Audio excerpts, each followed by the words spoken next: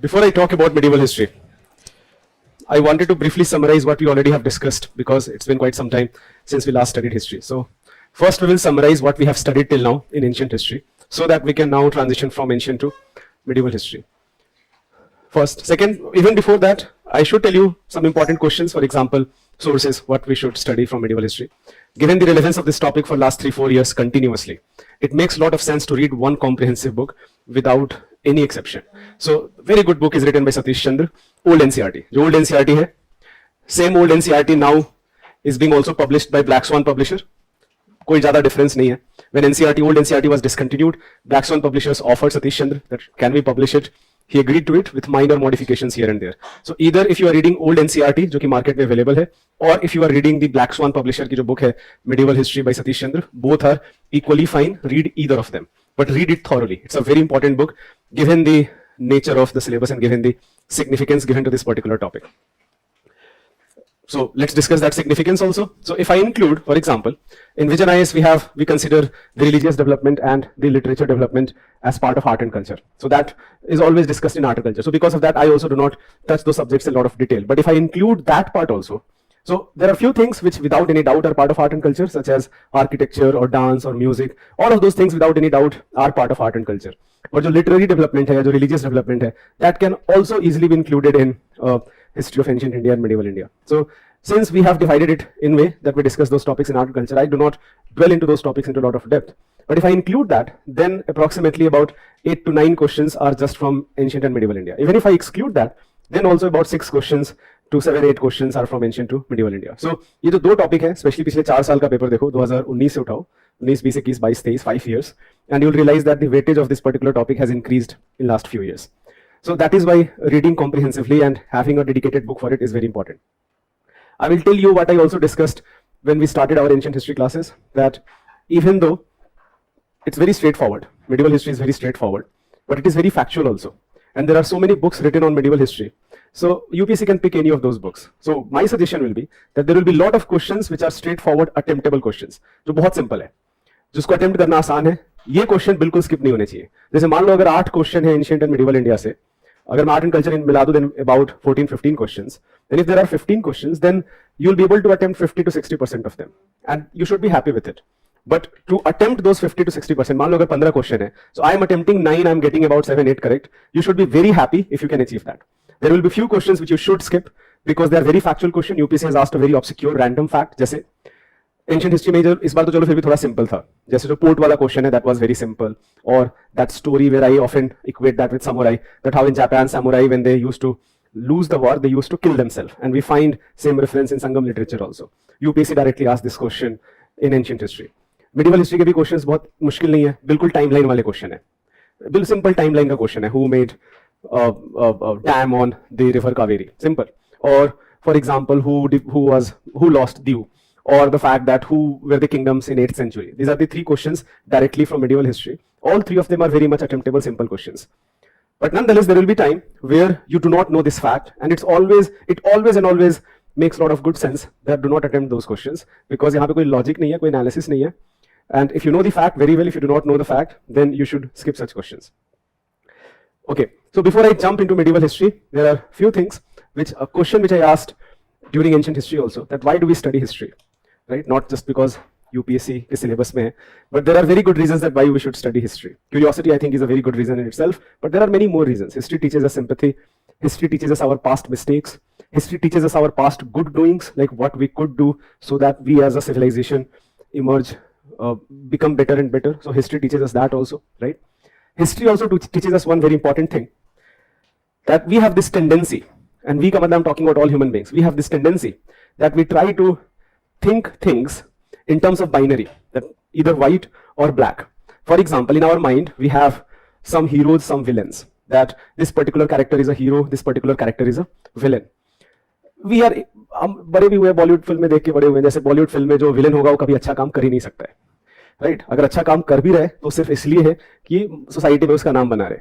जो हीरो है वो कभी खराब काम कर ही नहीं सकता है, वो सब कुछ कर रहा है. उसके माँ बाप बहुत गरीब हैं, वो फिर भी उनका ख्याल रख रहा है, गरीबों की सेवा कर रहा है, बहुत पावरफुल भी है, right? Deshbhakt bhi hai. So he's everything packaged together. So this is a problem. So when we study history, we realize that nothing of the sort exists. When we study history, we realize that things have a lot of shades of grey. There is no pure white and pure black anywhere. All of the heroes, जैसे एक बहुत famous हम use करते हैं saying English में, that never get to know your heroes by close. You will be disappointed. That you'll realize that the more you know your heroes, you realize that they are also human beings like us. You'll realize that they have committed mistakes very similar to what we do in our life. You'll realize that a lot of time their behavior is hypocritical, very similar to maybe we also realize sometimes that we also behave hypocritical, right? So, and when you read about your heroes very closely, then you realize that they also suffer from those problems. So the status you have given your heroes, a god-like status or literally a hero-like status, you realize that they are maybe not worthy of it, right? Why I am saying it? Because medieval history padhate waqt, it's a very risky topic to teach in current times, by the way. I should be very honest with you. So a lot of things I may say, a lot of things I'm going to say, you may not like it, you may not agree to it, but it's totally fine. That is another thing about reading history, that it should challenge us. कि जो भी हमारा existing beliefs and opinions हैं, it should challenge us.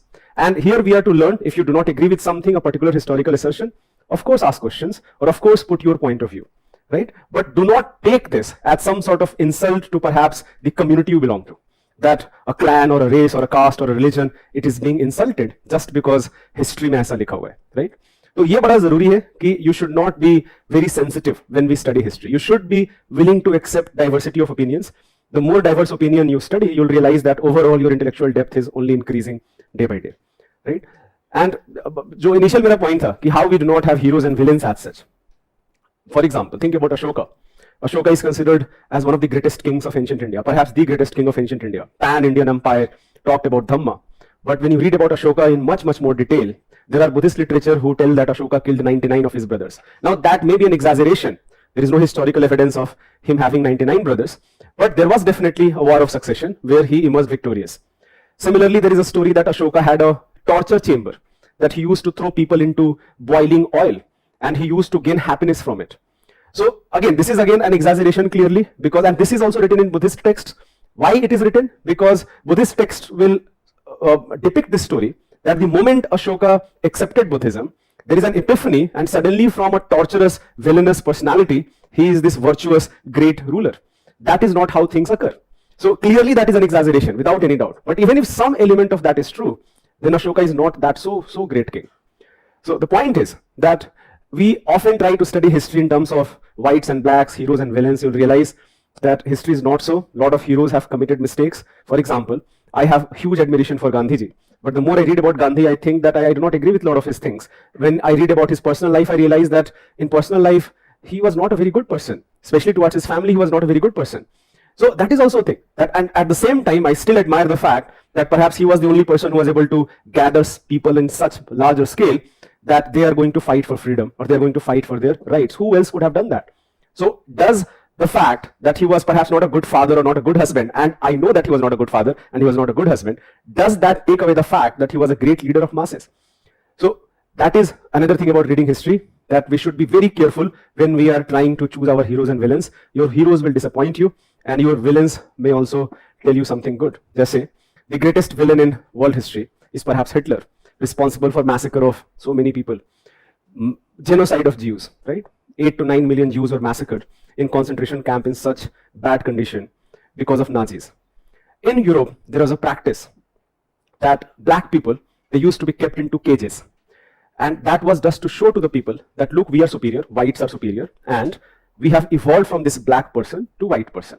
So-called civilized people used this, right? The person who disbanded that was Hitler. Now, does that make Hitler a good person? Not at all. It does not make that a good person, but it does tell you that there are shades of characters even in the greatest of villains of history, which was Adolf Hitler. So, in any case, when we'll study medieval history, you'll find many such references that do not associate yourself to perhaps hero of your clan or hero of your community. If you try to read more about them in detail, maybe you will be disappointed, right? Also, because a lot of us have this identity associated with medieval history. They say ancient history, so we cannot associate. Who was Ashoka, who was Chandragupta Maurya? We cannot associate with that. Harshvardhan, we cannot associate. Chandragupta, we cannot associate, right? But we perhaps can associate with a particular clan or a particular religion, right? So you have to take, whenever we are studying topic, do not take things in personal manner. Here, we are to learn things. Saying all of those things become very important in current scenario, in current situation. So what we have discussed till now, I don't think it will take more than 5 to 6 classes. There is a question that how many classes. There is another question that is Tamil Nadu book sufficient? I don't think so. Tamil Nadu book is a good book. It's a good summary. But I would definitely recommend that read Satish Chandra. It's a better book. It's a more comprehensive book. Tamil Nadu book जो है वहाँ पे बहुत सारी चीजें script है. जैसे for example इस बार ही वाला ही जो क्वेश्चन है, जो देवराय वन वाला क्वेश्चन है और बहादुर शाह वाला जो क्वेश्चन है, वो आप डायरेक्टली आपको मेडिवल इंडिया में मिल जाएगा. पूरे कहानी के फॉर्म में मिलेगा सतीश चंद्र में कि कैसे बहादुर शाह जहाज डूब के मर गया. He tried to swim the ocean and he died and he lost the view. Right? तो आपको बिल्कुल स्टोरी फॉर्म में मिलेगा. So for me, I think Satish Chandra is a better book. Definitely read that. Don't rely on Tamil Nadu textbook. Classes will be 5 to 6, not more than that, because it's a very straightforward topic. What we are going to discuss in today's class, I will start with Imperial Cholas. That is my first topic of medieval history. We will discuss advent of Islam into India, especially with the help of two Turkish invasion. The first invasion done by Mahmud of Ghazni and the second invasion done by Muhammad Ghori. The third topic we will discuss, that will be regional kingdoms.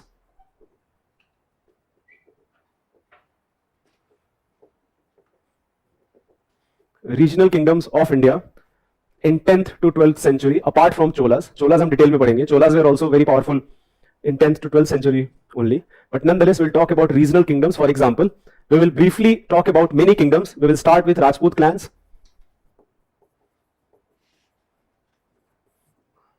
Here we will discuss a lot of names like Parmars, Chauhans, Gharwals, Pratihars we already have discussed, right, in the previous classes. Ancient history में हमने पढ़ा था जो tripartite struggle है. So Pratihars we have already discussed. But we are going to discuss a lot more clans. Tomars of Delhi, we will discuss about them also. Then we will discuss in East India. We already have discussed about Pala rulers, right? So Palas, Pratihars, हमने discuss कर रखा है, but Palas were replaced by Sena dynasty, or Sen dynasty. In Bengal, basically, this happened in Bengal. Then in Odisha, you had a dynasty called Eastern Ganga dynasty, which was replaced by Gajpati dynasty. So this Eastern Ganga dynasty and Gajpati dynasty, that from Odisha. Then we will talk about in Deccan region, for example, Yadavas. Yadavas mainly ruled the modern Maharashtra जो है वो region है. We will talk about Kakatiyas, who mainly ruled the Andhra region. And we'll talk about Hoysalas, who mainly ruled the Karnataka region. So Bengal, Odisha, Maharashtra, Andhra, Karnataka region. These are and Rajput clans, they included the region of Rajasthan, Gujarat, Madhya Pradesh, Punjab also, parts of Punjab also, Delhi also. So major part of North India that was ruled by Rajput clans. Then we will discuss Delhi Sultanate.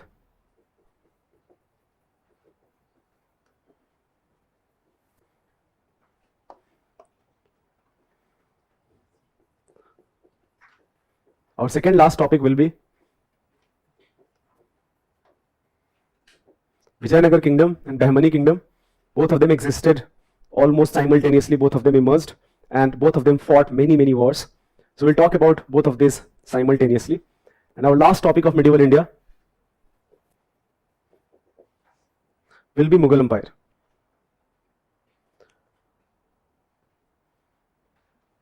So these are the topics we are going to discuss in medieval India. We will start our today's class with discussion about Imperial Cholas. But let me briefly summarize what we already have discussed with the help of a timeline in ancient India.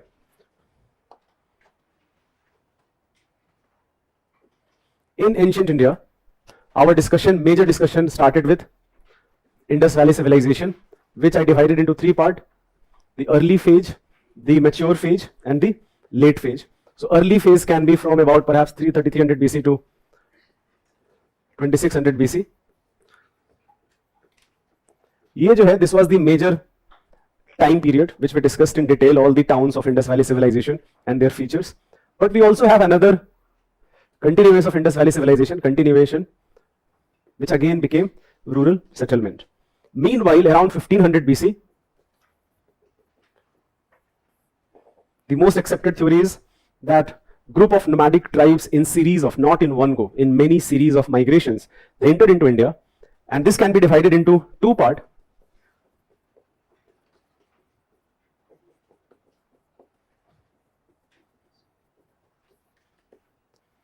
This is a period of more than 900 years. In 900 years, this led to serious transition in the entire subcontinent region, especially northern India. So while early Vedic period जो हम बात करते हैं, that is mainly concentrated around what we discussed, Sub-Sindhu region, Sindhu and its 5 tributaries and Saraswati, so 7 rivers. जो later Vedic age period है, that now occurred in Ganga, Yamuna, Doab region along with Punjab region. While early period mainly coincides with compilation of Rig Veda, जो later period है that coincides with compilation of all other Vedas, right?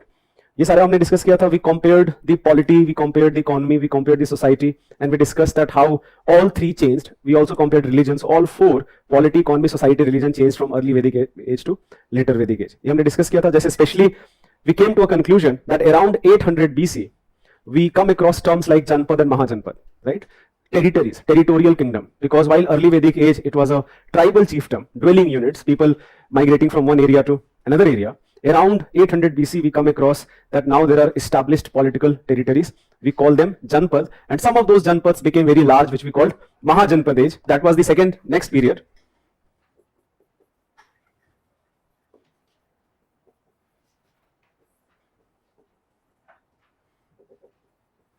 About 600 to 300 BC. We talked about that how there are 16 very powerful kingdoms in India in this period. But it is not just political history which is interesting of the Mahajanpad period. Even more interesting than political history is religious history. That how it led to emergence of lot of philosophies, and those philosophies later emerged as full-fledged religion, such as Buddhism, Jainism. Other philosophies did not emerge as a religion, for example, Ajivika or Charvaka, but nonetheless Buddhism and Jainism emerged as powerful social force for the later entire period of ancient India. ये हमने discuss किया था. That was about Mahajanpad age. Then the next period that becomes even more interesting. So next period we can discuss almost, sorry, next period is emergence of Magad, right? So we discussed about Magad, and especially we talked about many dynasties. We talked about Haranyav dynasty or Shishunag dynasty or Nand dynasty, but our main focus was Mauryan dynasty. Chandragupta Maurya, Bindusara, Ashok. We focused on these three early rulers, which continued from about 321 BC to about 232 BC. That in 232 BC, the last ruler, Brihadarath, was killed by his own commander called Pushyamitra Shunga. The Magad Empire continued, but into a very limited area, only into northern part of the country. So the next period of history here, that is from about 3rd century BC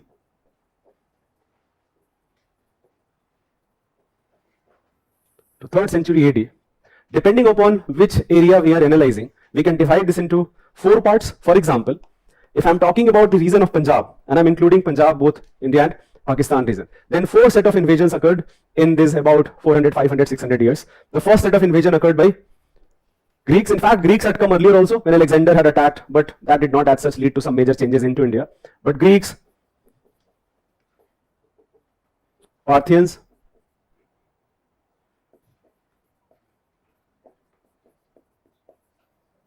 Sakas and Kushans, 4 set of invasion which spans across almost 400 to 500 years. For example, we studied about Menander. UPSC ने question में पूछा इस बार, इतना घटिया वाहियात question है. And I will tell you कितना वाहियात क्वेश्चन क्यों है. Because जो Menander का कहानी है, he is called Milind in this book called Milind Panho. Now Milind Panho जो है, that records conversation between Menander and Nagasen. The problem is that there is another Buddhist sage called Nagarjuna. In some textbook, Nagasen and Nagarjuna have been said to be the same person, but in other textbook they are said to be different person. Why are you creating this confusion? If there is a confusion, because अगर वहां पे नागसेन होता तो कोई doubt ही नहीं है कि वो करेक्ट आंसर होता, बट बिकॉज अब वहां पे अब नागार्जुन है, तो अब हम क्या करें, उसको करेक्ट माने, इनकरेक्ट माने. So there is, because there is another sage called Nagarjuna who existed around 2nd century AD, but some people also think that Nagasen also may have been known by the name Nagarjuna. So this is problematic. Such type of option making, it is problematic. Anyways, so Milind Panho jo hai, that is a book which records the conversation between Nagsena and Menander, who is also called Milind, a Greek ruler. Milind may have attacked as far as Patliputra. He may have fought with Pushyamitra Shunga. Parthians, they, again as the name suggests, they emerged from Parthia region, which is what modern Persia is, Iran, जो modern Iran है. Shakas and Kushan, Sakas initially were tribe who roamed around Central Asia, And Kushans were a tribe who roamed around from Central Asia to China region.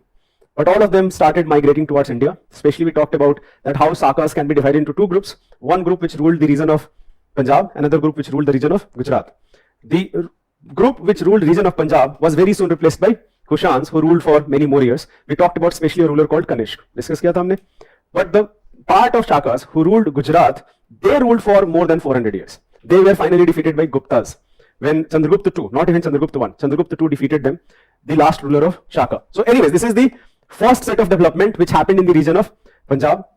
If I talk about the second set of development which happened mainly into North India, into region of UP, Bihar and Bengal, then we can talk about that Magad Empire did continue with the help of Shung or Kanva. We also discussed that how Kaling became an independent kingdom. But more interesting things are happening in Deccan and South. So for example, in Deccan region, we talked about Satvahans, who may have initially local rulers under Mauryan Empire, but with decline of Mauryas, they emerged very powerful. Satavahanas, there are very interesting things we discussed about them, that rulers named themselves from their mother, right? They were the one who started the practice of providing land grant to Brahmins. They claimed themselves to be Brahmins, not Kshatriyas also. They claimed themselves to be Brahmins. And Satavahanas entered into direct confrontation with Shakas. ये भी हमने discuss किया था, ये how Satvahana rulers and Shaka rulers. So Shakas ruled Gujarat and Satvahana ruled region of Maharashtra, जो mainly Maharashtra का part है. So they entered into a lot of fight with each other regarding access to certain ports.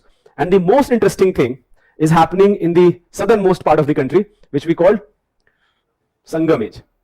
We call it Sangam Age because of Sangam literature. This Sangam literature, which is many poets, as the legend goes, that many poets from the entire region, they met together, they basically assembled into cities of, two of those assemblies occurred in Madurai itself by Pandya rulers, and they compiled all of the Tamil literature which was prevalent. We do not find the work of first or second Sangam, but the work of third Sangam has definitely survived. So the Sangam literature talks about the three rulers, three C's, Cholas, Cheras and Pandyas. Not 3C exactly, sorry. But more than the political history, we talked about the society, we talked about the economy, and how it was different from the prevailing social norms of North India, right? Just we discussed that how Varna system was known, but it was not practiced as such. The prevalence of caste had not occurred in South India at this point of time. What happened to the three kingdoms after 4th century AD or 3rd century AD? We do not know a lot about it because we do not have a lot of sources. But all these three kingdoms emerged again. So Cholas emerged in 9th century, Cheras emerged in about again 8th, 9th century, and Pandyas also emerged in about 7th, 8th century, but they became very powerful, especially after 12th century. So all of these three kingdoms emerge, but there is a gap of about 500, 600 years. We do not have enough sources to explain that gap. हमारे पास written sources की कमी है. We do not know that what were the major political developments. We do know that perhaps a group of people called Kalbras, they may have ruled into this particular region, but apart from that, we do not know a lot about what happened here. But this was again, so if I have to talk about three most important topics from, or four most important topics from ancient history, first will be Indus Valley civilization, second will be Mauryas, third will be Sangam age, fourth will be Guptas. ये चार सबसे ज्यादा detail में आपको पढ़ना है. Maximum 90% of the questions जो ancient India के होंगे वो इन चार टॉपिक से होंगे. या तो आईवीसी होगा, ना तो मौर्यास होगा, संगम होगा, ना तो गुप्तास होगा. That was my next topic. That from 4th century to 6th century, we call this golden age of ancient India, not because of the fact that gold was issued in very large number. We do not call it golden age because of gold, but it is true that Guptas issued, this is basically Gupta Empire. So Guptas issued the largest number of gold coins in ancient India, but we call it golden age mainly because of the development in literature, development in astronomy, development in science, and the fact that India's soft power increased a lot. India's soft power already had increased a lot when Kushanas were ruling. Just think about the spread of ideas which originated from India, spread of Shaivism, Vaishnavism, but more importantly, spread of Buddhism into Central Asia, into East Asia. That as far as Japan, South Korea and China, we have Buddhism, and at one point of time, a lot of Central Asian regions, they also followed Buddhism. Think about Kandhar. Even today it is called Kandhar. It was what ancient Gandhar was. So Gandhar Mahajanpad tha. Even today we call it Kandhar. So that was the power of India's soft power jo hum bolte. For example, during Gupta Empire, Chinese travelers had started coming to India. We have talked about Fahian coming to Vikramaditya court. So Gupta Empire, even though it was not founded by Chandragupta I, but nonetheless Chandragupta I is considered the first emperor. We talked about Chandragupta I, we talked about Samudragupta, we talked about Chandragupta II. Right? We also talked about Kumargupta or Skandagupta, other rulers. But by 6th century, another group of people called Hunas, they started attacking India. And Huna invasion led to disintegration of Gupta Empire, and that also led to emergence of many small regional kingdoms. So the richness of Indian civilization that suffered a lot because of Huna invasion. That Huna invasion also led to emergence of regional kingdoms. One ruler who tried to consolidate his position in North India, his name was Harshvardhan. That was the next topic that you have. Harshvardhan. In fact, Harshvardhan is contemporary to a Chalukya ruler called Pulkeshin and a Pallava ruler called Narasimhavarman. All three of them are contemporary to each other. All three of them are ruling North India, one Deccan, one South. Right. So this is again major development which happened in 7th century. But after that, there was no ruler who was able to unite a major part of India under one banner. So we call this age of feudalism, that proper emergence of feudalism, where feudal lords became very powerful, and the central authorities, they did not remain very powerful. A lot of historians think that the pura period of 8th to 12th century here, this is a period of decadence, decline, that not a lot happened here. What happened during time of, let's say, Gupta period or even in post-Gupta period, developments in literature, astronomy, etc., that did not happen in later period. Other historians will not agree to that. They will say that if you look at the entire India together, then you may come to this conclusion. But if you look at proper reasons, smaller reasons, for example, when you see, let's say, southern India, you have Cholas, again becoming a power to reckon with. When we talk about certain Rajput clans, for example, think about Parmars and Chauhans, or think about Gaharwas, the type of contribution they made to architecture, even today, it is mesmerizing. So this assertion that it was a period of decline may not be very accurate. But nonetheless, one thing which is without any doubt that this period is a period of conflict when we talk about political history. Just say we talked about series of conflict which occurred between three set of kingdoms, Rashtrakutas, Palas and Pratiharas. And finally, even though Pratiharas emerged victorious, but that victory was also short-lived because they had weakened so much, their own feudatories rebelled against them, and that most of them declared independence, and Pratihara rule was now concentrated to Gujarat, and they were also very soon replaced by Solankis. I'm going to talk about Solankis in medieval history class. So this was a period of conflict. That conflict did not allow any major power to rule larger part of India under one banner. And that actually was used a lot by Turkish invaders, which I'm going to discuss perhaps in today's class. But before I come to that, let me start my today's discussion with Cholas, or just to distinguish the Cholas from the early Sangam Cholas. We call them imperial Cholas. We call them imperial Cholas because they literally had imperialistic ambitions. They often attacked neighboring regions, and they are the perhaps only kingdom from India who not just attacked Indian kingdoms, but they also attacked foreign kingdoms, and they occupied foreign territories also. So that is my first topic of medieval history. Give this heading Imperial Cholas.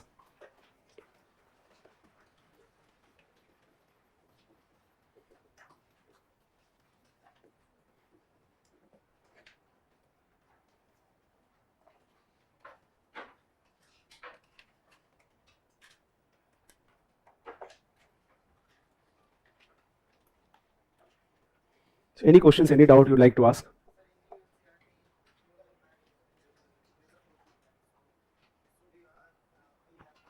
No, we definitely have to study. New NCERT is for school students, right? That does not mean कि UPSC Mughal Empire से question नहीं पूछेगी.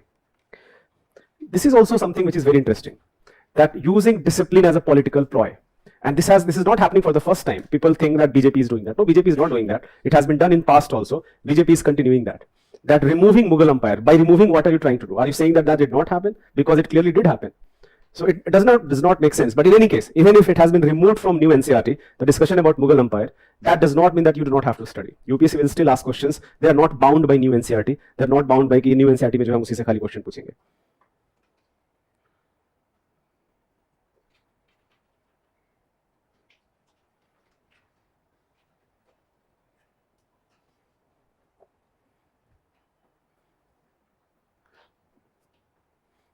Just to give you a context, this is the extent of Chola Empire in about 11th century, 11th and 12th century, that almost entire of southern India, it was under their command, which has only been achieved by two set of kingdoms. The second also I'm going to discuss in medieval India itself, Vijayanagar. I'm going to discuss about Vijayanagar kingdom in medieval history. So Cholas not only occupied almost entire of South India, but especially Rajendra Chola, one of the greatest rulers of Chola dynasty, he made his campaign towards eastern coast, and he kept defeating all of the rulers. For example, he defeated Pala rulers who ruled Bengal at this point of time. So he is perhaps the only southern Indian ruler who not just crossed Godavari, came very close to, in fact, Ganga also. And when he returned back, he took this title of, he established the city called Gangai Konda Cholapuram, just to commemorate this victory that a ruler who has defeated the rulers from near Ganga river. But not only this, he actually captured entire Sri Lanka, which was directly annexed, and he now led a campaign in the Java Sumatra peninsula, and they also, all of the local chiefs and kings, all of them were defeated. So perhaps this is the only case where Indian rulers went outside India and emerged victorious, and not directly, not even though did not rule directly, but it was definitely a vassal state of Cholas. But first thing first, there is a question that what does the term imperial mean? As I already told you, imperial का मतलब होगा that you are acquiring more and more territory by defeating the rulers of other territory. आपने modern history में imperialism पढ़ा है. Imperialism का literal मतलब यही होता है कि आप conquest के through आप किसी region को हराते हो, rulers को हराते हो, और आप अपने kingdom में उसको annex करते हो. So Cholas had imperialistic ambitions. They defeated Pandyas, they defeated Cheras, they defeated rulers of Sri Lanka, they defeated rulers of Maldives, they defeated ruler of Sri Vijay kingdom, which was Java and Sumatra peninsula, and they defeated also Pala rulers of Bengal, right? Because of that, we call them imperial Cholas. I do think that Cholas, knowing about Cholas is very important. There are so many good reasons. For example, one of the really good movies I have watched is PS1, right? Or PS2 also.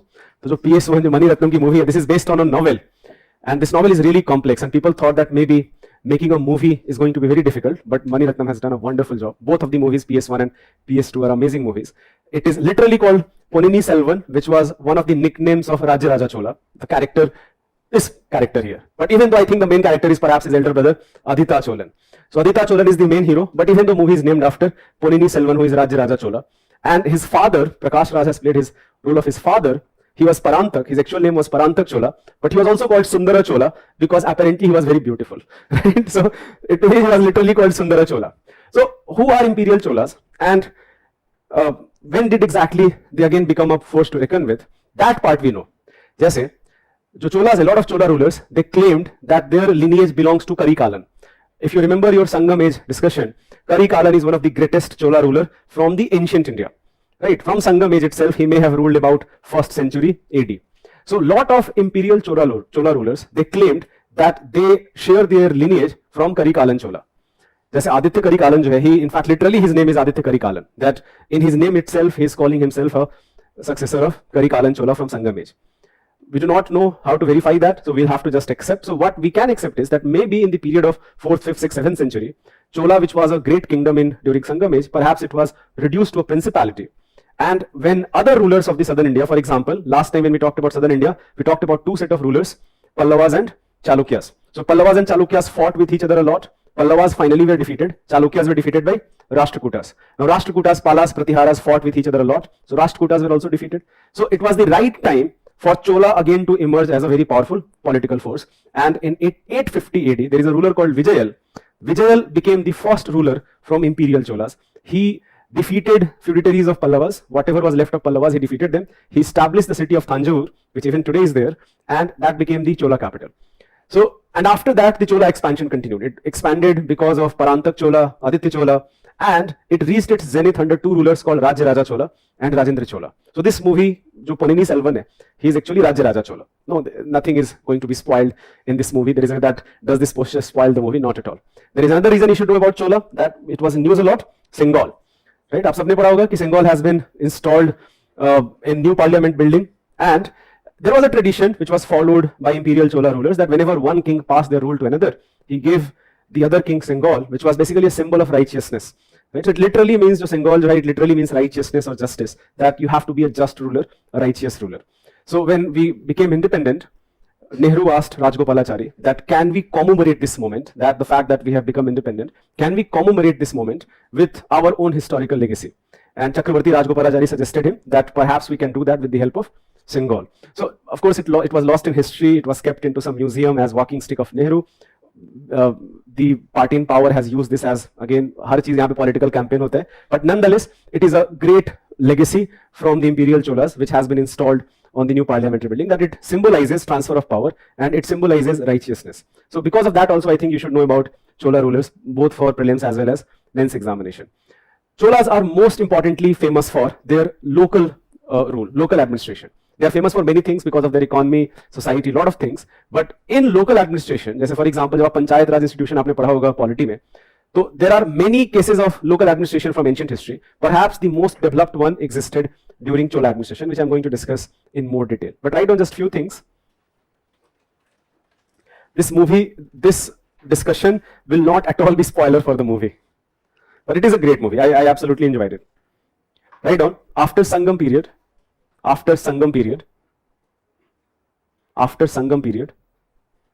there are no records of Cholas until about 9th century.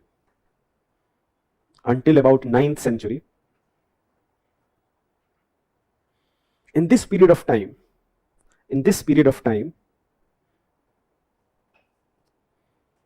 major development had occurred in southern India.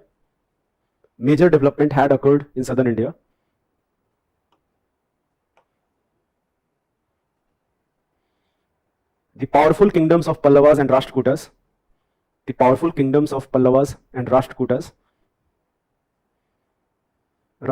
had lost their power, had lost their strength. But this is not, by the way, the most interesting development. The most interesting development is emergence of Shaivism and Vaishnavism as a social force in southern India. आप लिख सकते हो, the Bhakti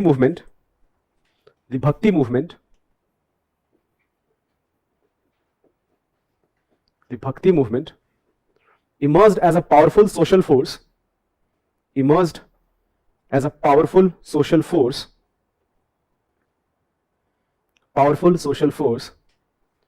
led by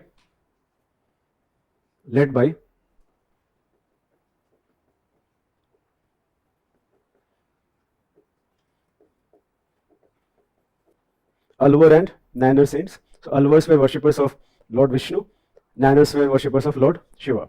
So both Vaishnavism and Shaivism, it flourished a lot at this period of time, Pallavas, Chalukyas and Chola period. Chola, for example, they themselves were ardent follower of Lord Shiva. They were follower of Shaivism, almost all of the Chola rulers. The emergence of Cholas, write down in next paragraph, the emergence of Chola began with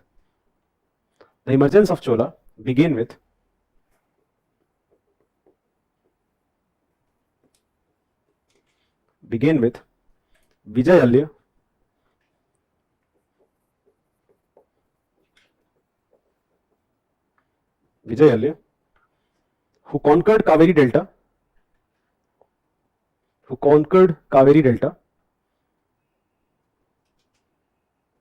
and built the city of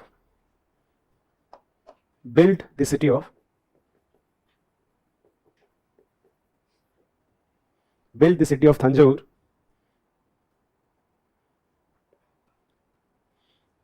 The early rulers were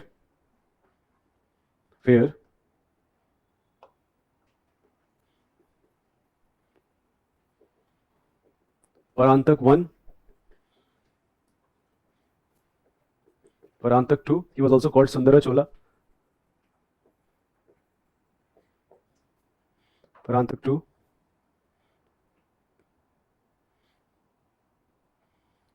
Write down the next paragraph. The Chola Empire reached its zenith.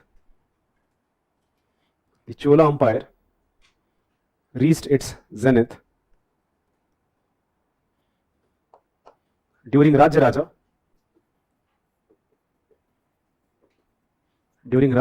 I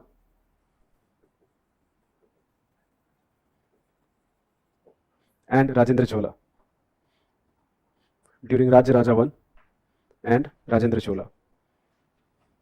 So give this heading, Rajaraja. So Rajaraja I, he ruled from about 985 to 1014 AD.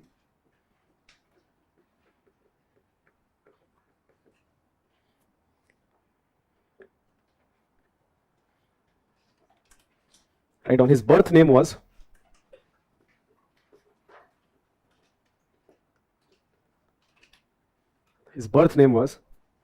Arumoli Varman. Arumoli Varman. Arumoli. He defeated Cheras Pandyas.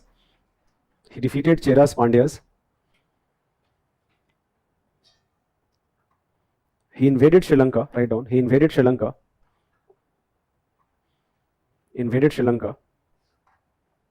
And annexed northern Sri Lanka.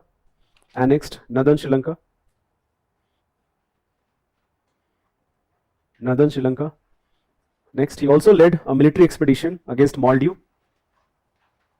He also led a military expedition against Maldives.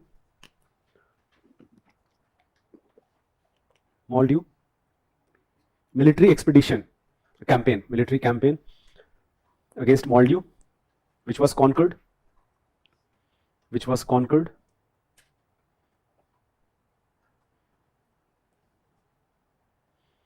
He constructed the famous Rajrajeshwar. He constructed the famous Rajrajeshwar or Brihadeshwara temple, Rajrajeshwar or Brihadeshwara temple at Tanjore,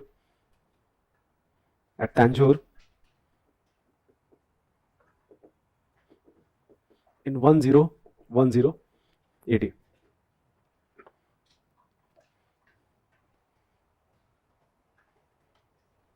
One of the great wonders of Indian architectural heritage is Brihadeshwara temple, known for his kalash at the top, which weighs about 1 ton. So people think that how that may have occurred. It's one of the prime example of Dravida architecture, Dravida temple architecture, which started with Pallavas but reached its zenith during Chola rulers. Write down the next point.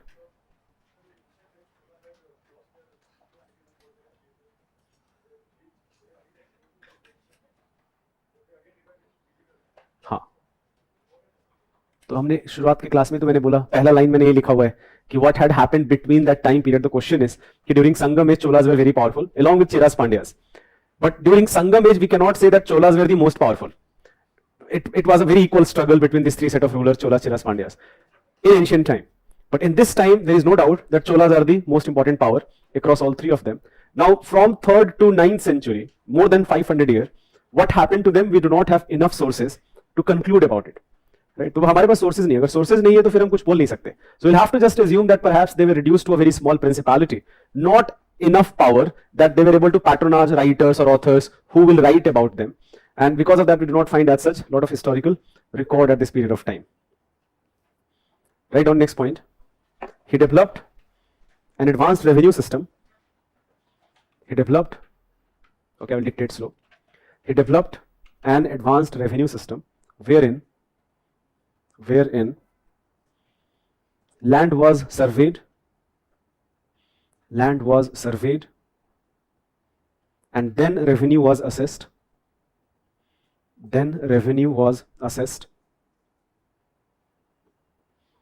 Because of this,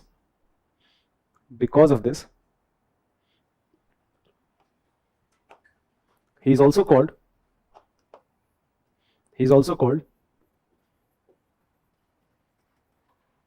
Ulgaland Perumal, the king who measured the earth.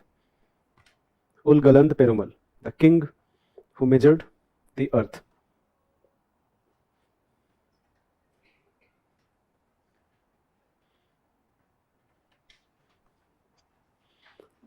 Before I go ahead, I wanted to definitely remind all of you two things.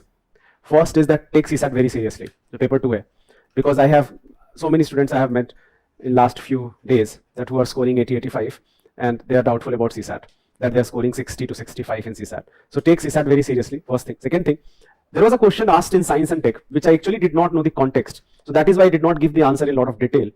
Perhaps in this batch or in some other batch, I do not know, but somebody did ask about Foucault pendulum. किसी ने पूछा था इस batch में? Okay, so I did not know the context at that period of time, but Foucault pendulum as of now, जैसे Sengol install करा हमने, वैसे Foucault pendulum is part of our new parliament building. Foucault pendulum was basically a device set up by Foucault in 19th century to show that Earth rotates on its axis. So this pendulum basically works that you take a very large string and you attach a very heavy ball at the bottom. And now this is like a pendulum. That एक pendulum ऐसे घड़ी का कैसे pendulum होता है, घूमते रहता है. So it's like a pendulum. The only thing is that if you, let's say for example, go and take that at northern pole, और आपने northern pole पे मान लो आपने इसको सस्पेंड करके रखा हुआ है, तो फिर इस केस में क्या होगा, that earth is rotating below it. Pendulum के रेस्पेक्ट में अर्थ बिलो रोटेट कर रहा है. मान लो अगर आप अर्थ पे हो तो आपको क्या दिखेगा, आपके लिए तो अर्थ रेस्ट में है, ये जो पेंडुलम ये तो घूम ही रहा है, but this pendulum is also rotating in the opposite direction आपके फ्रेम ऑफ रेफरेंस में. तो आपको क्या दिखेगा अगर आप नदन प्लेन पे हो कि पेंडुलम घूम तो रहा ही है, it is also rotating, it is also making a rotational motion, and that rotational motion is opposite to earth's rotation. very simple reason is that you are earth frame of reference, you are part of earth frame of reference, and every object in its own frame of reference is at rest. Rest and motion is always a relative concept. So Foucault pendulum is a prime example that you can demonstrate that earth is rotating, because it is not just pendulum which is moving like this, it is also rotating. This entire pendulum is also rotating. Especially at northern pole, this is very much prevalent. As you keep coming lower and lower latitude, this rotation will slow down. So northern pole पे 24 our में एक बार ही rotate हो जाएगा, but जैसे जैसे नीचे आओगे ये स्लो डाउन होगा. अगर आप इक्वेटर पे हो तो इक्वेटर पे क्या है कि जो मान लो कि if you are at equator, then your pendulum is basically moving in this plane, which is perpendicular to Earth's rotational frame. So at equator you will not find this rotation. जो pendulum है, it is not going to you will just see this motion. You will not see this rotational motion. Again, as you keep going lower, again you will see this pendulum rotation. जो Foucault pendulum है, उसका main purpose बस ये दिखाना है that Earth rotates on its axis.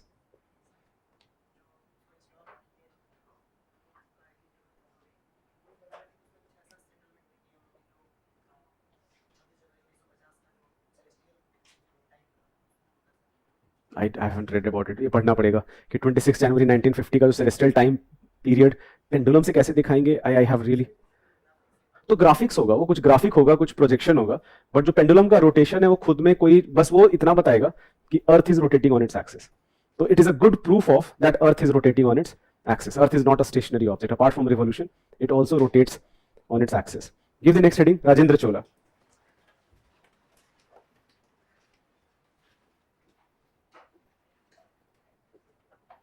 So Rajendra ruled from 1014 to 1044 AD.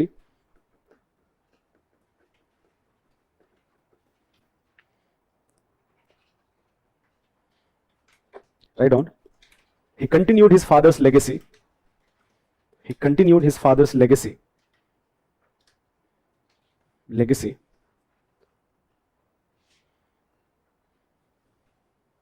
By pursuing a policy of conquest.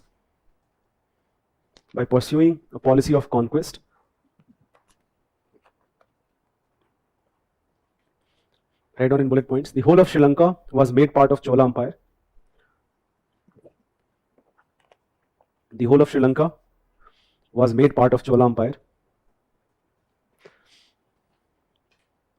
देखो ये भी एक कारण है, ये जो successive invasions which occurred even during Sangam age, Sangam rulers attacked Sri Lanka. During Cholas also, Chola rulers attacked Sri Lanka. Because of this has always been used in Sri Lanka as a political ploy. Remember, history को हमेशा लोग politics में अपने use करते हैं. जैसे पूरा for example जो तमिल और सिन्हला जो पूरा का पूरा conflict है, that Tamil migration occurred from India because of Chola Empire or because of Pallavas attack on Sri Lanka or because of Chola's attack on Sri Lanka. But even though that is true, but so is about Sinhalas. Sinhalas also migrated from Eastern India. Right? That migration is much earlier, but they also migrate. So that is the thing about history. When you read history, you realize that all set of people are just migrating from one location to another location. अब उसमें कुछ लोग claim करेंगे कि this land belongs to us more than you. That is simply not a very valid claim. So in Sri Lanka, for example, that is used as a political ploy. जो पूरा difference between Tamils and Sinhalas है. This is also true, and this is used by other countries also. Forget about their own political parties. जैसे I did come across one of the statement made by Chinese ambassador to Sri Lanka. जैसे आप IR की classes हुई हैं, तो जो श्रीलंका को हमेशा चाइना इस तरीके से यूज करती है, अपने पॉलिटिकल मोटिव्स के लिए यूज करती है. Sri Lanka is one of their part of the strategy of China which is called string of world, कि हम इंडिया को चारों तरफ से घेर के रखेंगे, बांग्लादेश को, श्रीलंका को, सबको पाकिस्तान से यूज करके रखेंगे. तो he made a statement that you have been invaded 8 to 9 times by your neighboring rulers without naming India, but he was talking about India. So when China uses it to create some sort of enmity between India and Sri Lanka, using past as an example. So that is also about history. Just for example, the very first satellite Sri Lanka launched, do you know its name? Ravan 1. It was called Ravan 1. Now that abhi Ram movie bhi aa rahi hai, so I should tell you, just for example, Ravan is celebrated as a hero, even though there are not a lot of historical records about Ravan in Sri Lanka. But he is celebrated as a hero, that a ruler from Sri Lanka not only attacked India, but defeated. That is what Ramayana tells you, that even though he has been finally killed by Ram, but he has been defeated very few number of times before Ram. So they use Indian mythology for their own political benefit. Sri Lankan mythology में रावण का कोई जिक्र नहीं है, ये भी बता दो, श्रीलंका कोई रावण का जिक्र नहीं है, बट इंडियन माइथोलॉजी में रावण का जिक्र है. तो अब वो उसको यूज करते हैं कि देखो हमारा जो रूलर था इंडिया में जाके हरा रहा था. Forget about southern India, Ravana came as far as the Ganga Yamuna Doab region, defeated rulers of, as per Ramayana, defeated rulers in Ganga Yamuna Doab region. So he is celebrated as a hero. तो वही है कि कहीं पे हीरो कहीं पे विलेन वाली बात है. Anyways, right down few more things. क्या लिखा था हमने last point? Whole of Sri Lanka. He defeated Cheras, Pandyas, Western Chalukyas. He defeated Cheras, Pandyas, Western Chalukyas.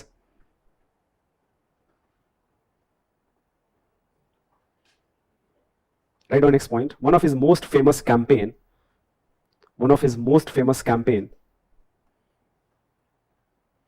was towards North India.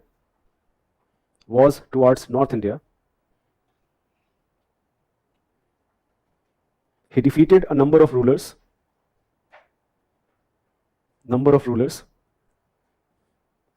including Mahipal,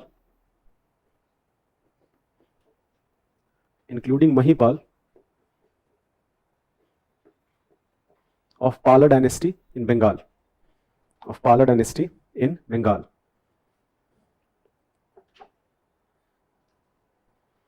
To commemorate this successful campaign,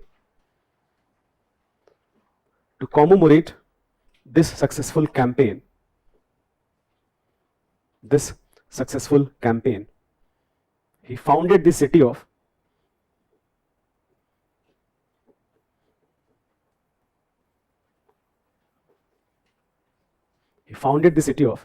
Gangai Konda Cholapuram and constructed Rajeshwaram temple.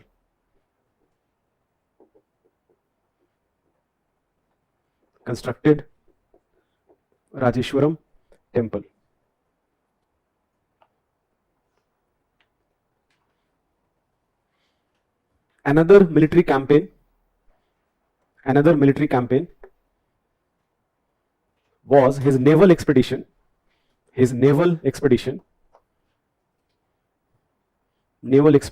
to Sri Vijay Kingdom,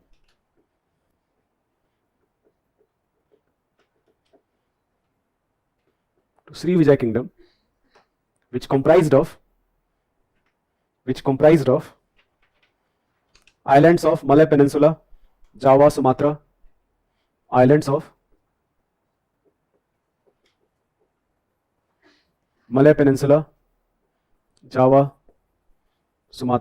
जो अभी modern Indonesia, Malaysia जो reason है, I'm talking about that part. Islands of Malay Peninsula, Java, Sumatra. After this successful campaign,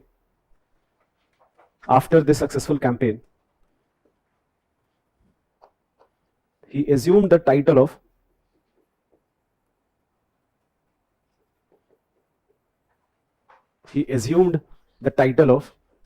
Kadram Kundan. Kadram Kundan literally will translate to the one who vanquished Kadram. Kadram is another name of Sri Vijay Kingdom. So Kadram Kundan means the one who defeated or vanquished Kadram. He assumed the title of Kadram Kundan. He was also called Pandit Cholan.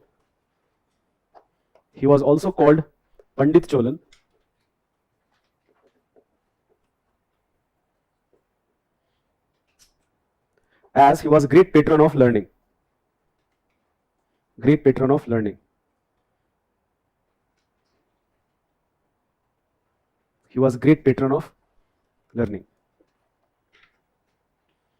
Right on next paragraph. The Chola Empire continued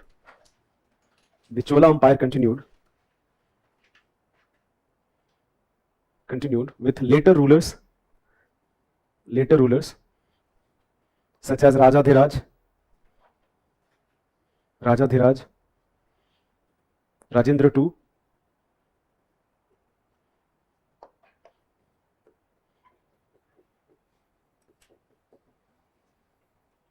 Kulotunga I,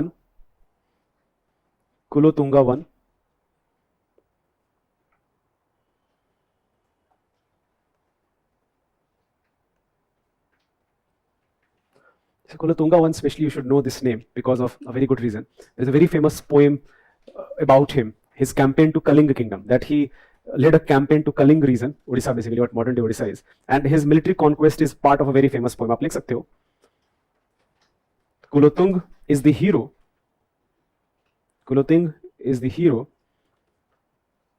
In Tamil poem.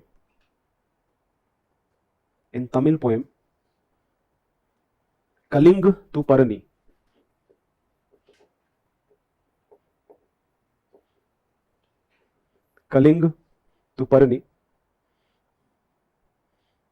written by his court poet Jayam Kondan.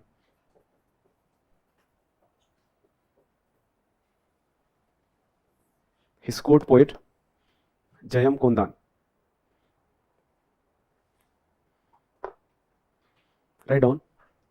By late 12th and 13th century, by late 12th and 13th century, Chola Empire declined. Chola Empire declined. The last ruler, Rajendra III, was defeated by Pandya king,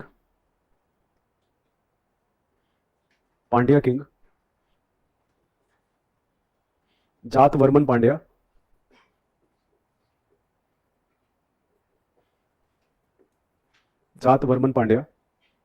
in 1279 AD. 1279 AD. 1279 AD. Many regional kingdoms emerged. Write down. Many regional kingdoms emerged. Many regional kingdoms emerged, such as Hoysalas, Kakatiyas,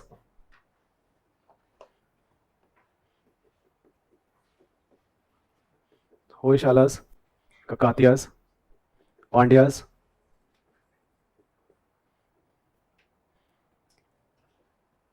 We'll talk about them in later classes. So this is about the political history, but our story does not end here. We also have to know about in detail about Chola administration. So give this heading, not just administration, but also their society, their economy. So give this heading, Chola administration.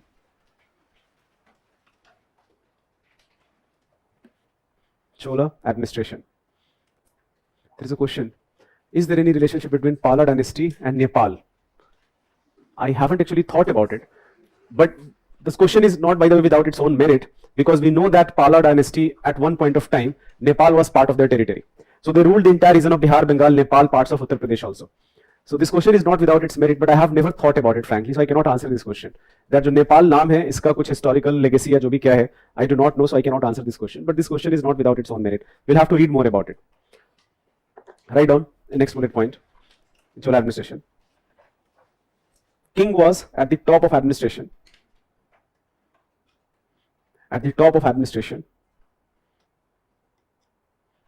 who patronized Brahmins,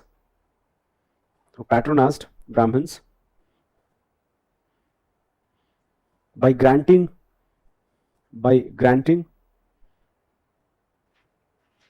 please write fast. Dictate slow, please write fast. By granting huge estates of land known as Brahmadeya. Huge estates of land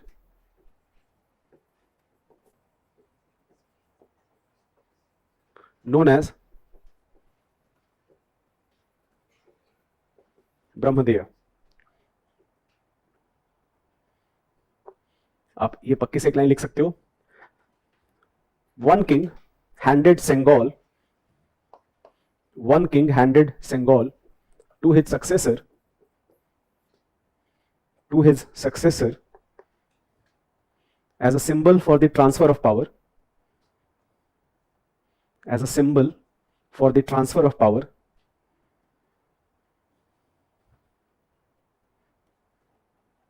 Sengal is derived from Tamil word semmai.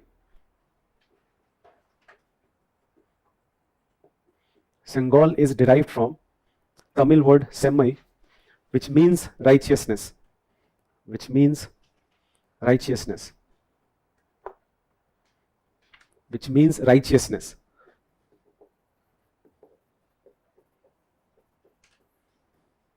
Just king. Righteousness का मतलब क्या होगा? King who is just. Write down next paragraph. The empire was divided into, the empire called Rajyam,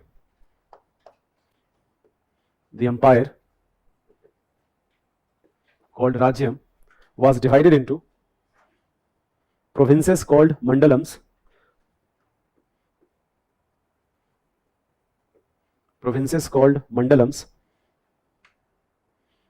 which were further divided into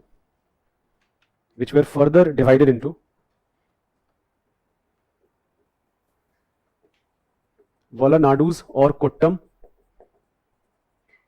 Valanadus or Kottam.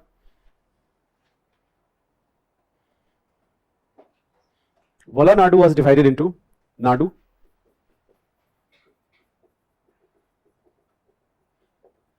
Valanadu was divided into Nadu.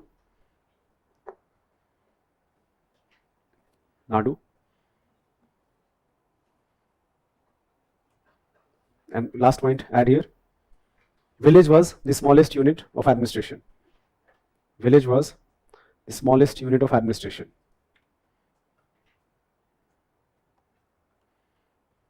Smallest unit of administration. I will come to this part later. But meanwhile, write on the next point. The army consisted of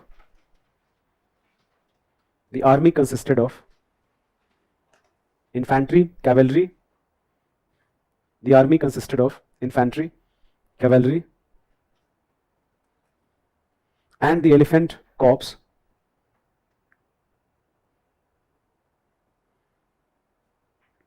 Two types of ranks are mentioned in the army. Two types of ranks are mentioned in the army.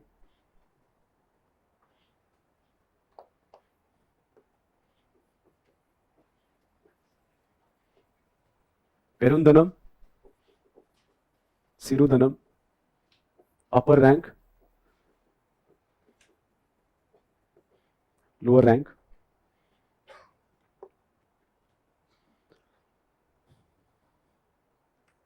There is a question that can government of the day influence the UPSC paper? I will tell you the best trait of bureaucracy. Bureaucracy जो है वो chameleon की तरह है. तो bureaucracy इससे पहले government influence करे, bureaucracy खुद का कलर चेंज कर लेती है. तो जो UPSC है fundamentally it is made of bureaucrats. So forget about government will not influence, but UPSC will also change questions in a way that the present government does not have a lot of problem with it.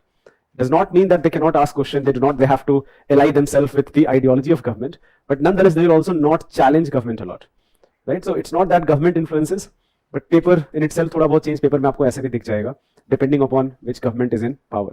Give this heading: local administration of Cholas. Local administration of Cholas.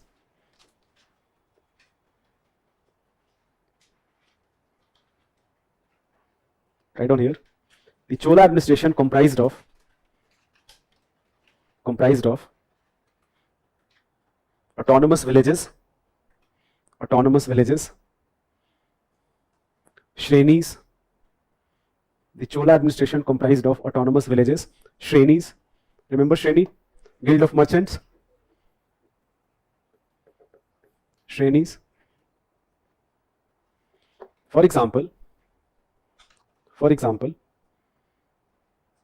two types of assemblies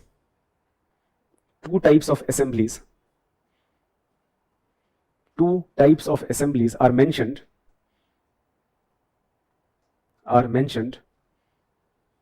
at village level.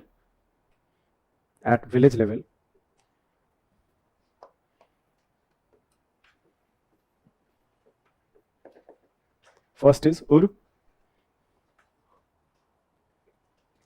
Right down here, it was a general assembly. It was a general assembly of local residents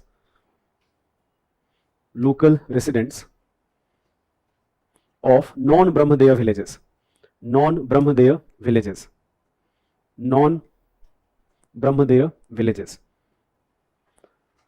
So villages are further divided into two parts. Brahmadeya villages, which are tax-free land. Discuss किया हमने Brahmadeya के बारे में. Brahmadeya villages are always tax-free. They have a lot of autonomy. So they have their own assembly that was called Sabha, and the non-Brahmadeya villages they had their own assembly that was called Ur. Write down. Urar,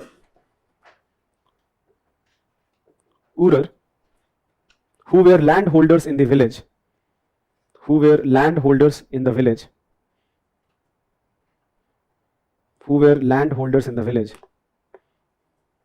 acted as spokesmen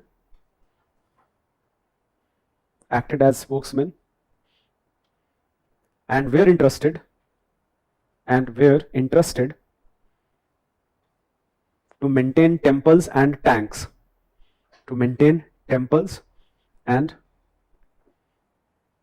tanks. Now this is again a very interesting feature, not just in Chola administration, but even during Pallavas.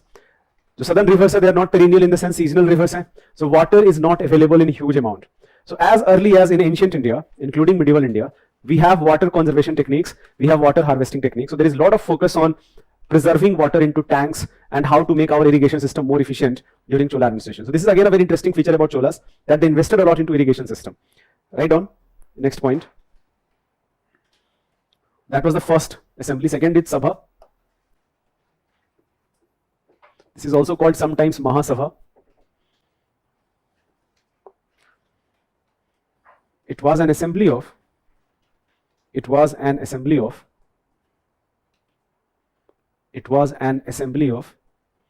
Brahman adult male members.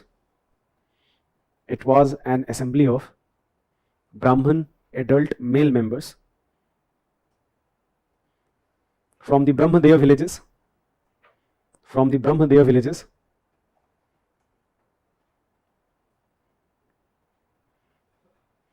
Both Ur and Sabha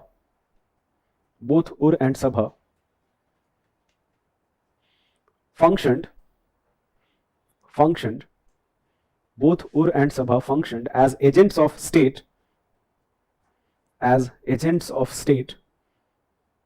in carrying out administration.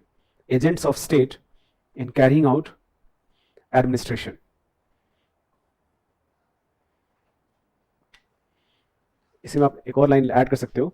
The Uttara Merur inscription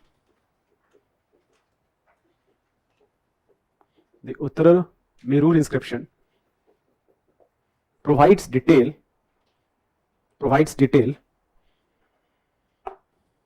of the process of electing members. The Uttara Merur inscription provides detail of the process of electing members to various committees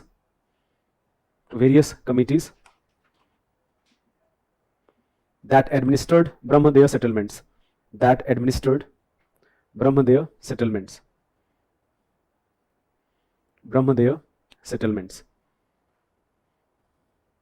Now this is very interesting because of a reason that जो ये जो assemblies हैं इनके जो members हैं वो ऐसा नहीं है कि randomly कोई भी है और ऐसा भी नहीं है कि बहुत कोई hereditary position है. There is proper election going on. Now this election does not mean some sort of universal franchisee, but nonetheless people are electing that who are going to be part of this assembly, because after all this assembly played a very important role. This assembly was connection between the village and the king himself, that there is always a representative of king. So whenever assembly of very large scale happened, there was always a representative of king also.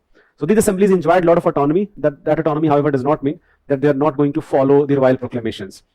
So ये जो inscription है, this is why this is so important, because it tells you about the election which occurred for village assemblies. Right. Write down the next bullet point. Nagaram was a settlement of traders. Nagaram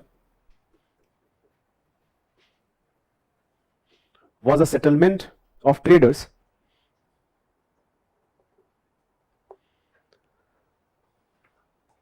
Chola rulers promoted trade.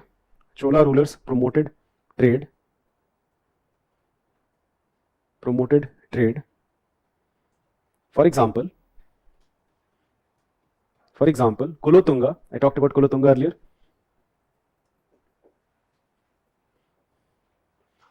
Revoked the collection of toll fee known as Sungam.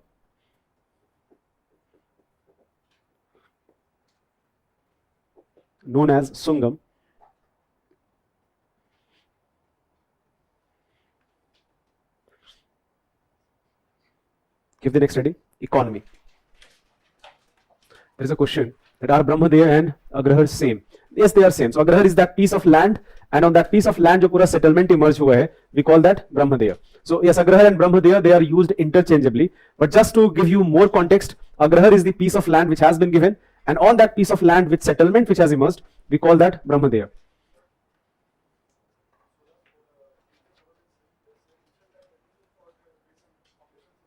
Sorry. No, not at all. The question is, and that's a very relevant question, that Cholas, imperial Cholas, did they follow the same administrative setup what occurred during the early period. Not at all. In fact, the earlier Chola administration है from Sangam age, we cannot tell a lot about it because we do not have a lot of information. We can tell a lot about imperial Cholas because there are more than 10,000 inscriptions which have been found, which records everything, lineage से लेके, administration से लेके, society से लेके. So Chola के case में जो सबसे important source जो history है, we have in ancient history, we have always talked about sources of history. तो Cholas के case में जो सबसे important source of history है, epigraphy है. That there are many inscriptions, more than 10,000 of them, and which is used by historians to know about their history in even more detail.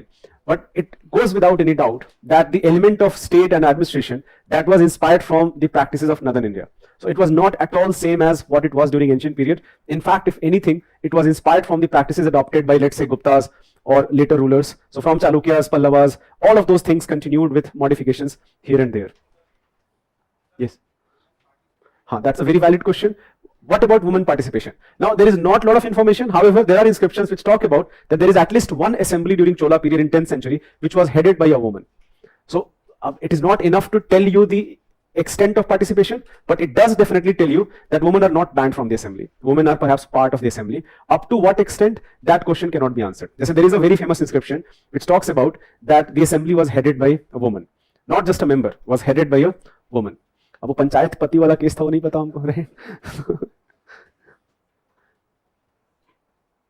Okay, that question we have discussed, and that's a very valid question. That on what ground we are calling it medieval India? We called it ancient India or medieval India. What are the grounds? So this question we have actually discussed in the previous classes, but let me revisit that. So history का पूरा division है, that was done first by Europeans. They did the same thing what they had done for European history, ancient history, which includes Greece and Romans, glorious days of European civilization. Medieval India, dark ages of European civilization. Church is becoming very powerful, emergence of feudalism. And then you have modern history.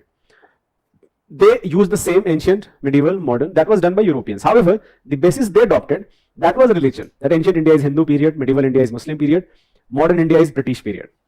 Now, Indian historians had a lot of objections to it.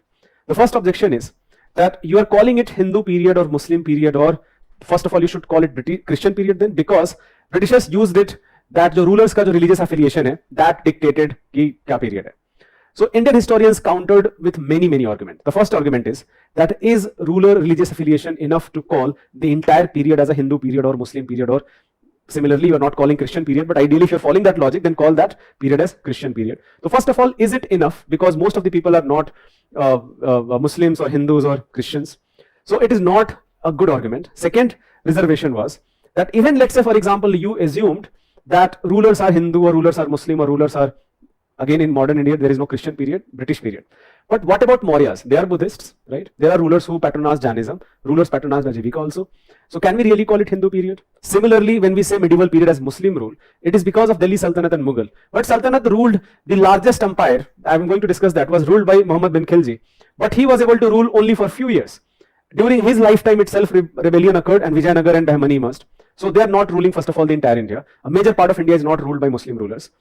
In Deccan and South, you do not have Muslim rulers first. And even in North, there are a lot of independent rulers. Same goes for Mughal also. That Mughals ka jo Akbar, he was able to consolidate his position in almost entire of North India. But Deccan region was not part of his kingdom. That was done by Aurangzeb. But the moment Aurangzeb died, all of them again became independent. So saying that कि north India में जो rulers हैं उनका religious affiliation क्या है, उसके हिसाब से आपने पूरे के पूरे पीरियड को हिंदू में मुस्लिम बना दिया. So this was rejected, that this division. And third, of course, reservation is that it is part of that British ploy, that जो इंडिया में जो सोसाइटल डिवाइड्स है उसको और एक्सप्लॉइट करो और यूज करो, हिस्ट्री को यूज करो और कम्युनलाइज करने के लिए. अभी भी हम यूज करते हैं, ब्रिटिशर्स भी यूज करते थे कि हिस्ट्री को यूज करो सोसाइटी में और कम्युनलिज्म स्प्रेड करने के लिए. So this was rejected. Then people adopted, then what should be the basis? So as of now, it is not just political basis. Political basis is there. For example, in ancient India, we have this empire building. You have some great empires like Mauryas or Guptas. However, in medieval India, for a very large period, जो early medieval period जो हम बोलते हैं 8th to 12th century, you have regional kingdoms. That is a major political development. That you do not have powerful empires into early medieval India. In late medieval India, that is advent of Islam, when Turkish invasion occurred and Muhammad Ghori and Qutbuddin Aibak set up Delhi Sultanate. So there is a clear departure from in the political setup itself. But it is not just about political setup, it is also about economic setup. That while earlier economy was much more centralized, or bureaucracy was much more centralized, in early medieval India things became feudal in nature. That king's power decreased and feudal lords जो हैं, they became very powerful, especially after Harshvardhan.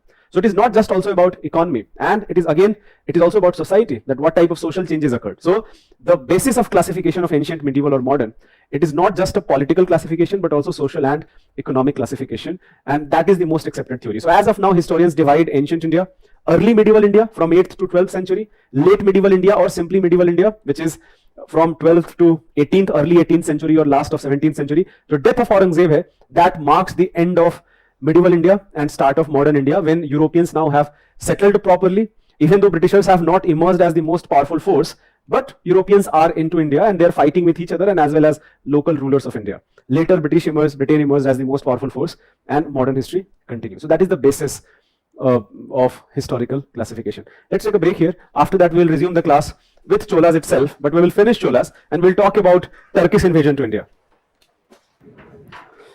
There is a question that why northern kingdoms were able to rule over almost whole of Indian subcontinent. Why not southern rulers could not do it? First of all, this is not correct. The assertion in itself is not correct. Just say, when we talk about pan-Indian empire from ancient or medieval India, then there are 4 cases which we should talk about. The first is by Chandragupta Maurya and Ashoka, later by Ashoka. Second is by Samudragupta and Chandragupta II, so Vikramaditya basically. The third is perhaps by Muhammad bin Tughlaq, and the fourth is by Akbar first, later by Aurangzeb. So these are the only 4 cases which we can say that it existed almost a major part of Indian subcontinent. Let me tell you about all of them one by one. Let's start with Chandragupta Maurya or Ashok. First, there are people who actually do not agree that it was a pan-Indian empire. The only reason we think that Ashoka ruled over most of the India because of presence of Ashokan inscriptions. इसके अलावा कोई source नहीं है, which tells you that Ashoka ruled over almost entire of India. But even though you agree to it, but the moment Ashoka dies, we do witness emergence of lot of regional rulers. So it is a pan-Indian empire perhaps for a few decades, not for more than that. Let's come to Chandragupta II Vikramaditya. Same thing here also. Vikramaditya did not rule entire India. He ruled almost entire of North India, but not entire India. Same is also true for Harshvardhan. They did conquer. Just for example, Samudragupta conquered up to Pallava, up to Kanchi also, but we are not able to annex it. Samudragupta followed this policy in southern India that he defeated rulers but did not annex it. The reason is very simple, because if you try to annex territories which are very far away from your power center, then maintaining that control for a very long duration is going to be very difficult. There will be rebellions. You need force, you need army to crush that rebellion. How, and the larger your distance is, it is going to be more and more difficult to have a continuous supply of people, food, paying salary, all of those things. It is going to be difficult.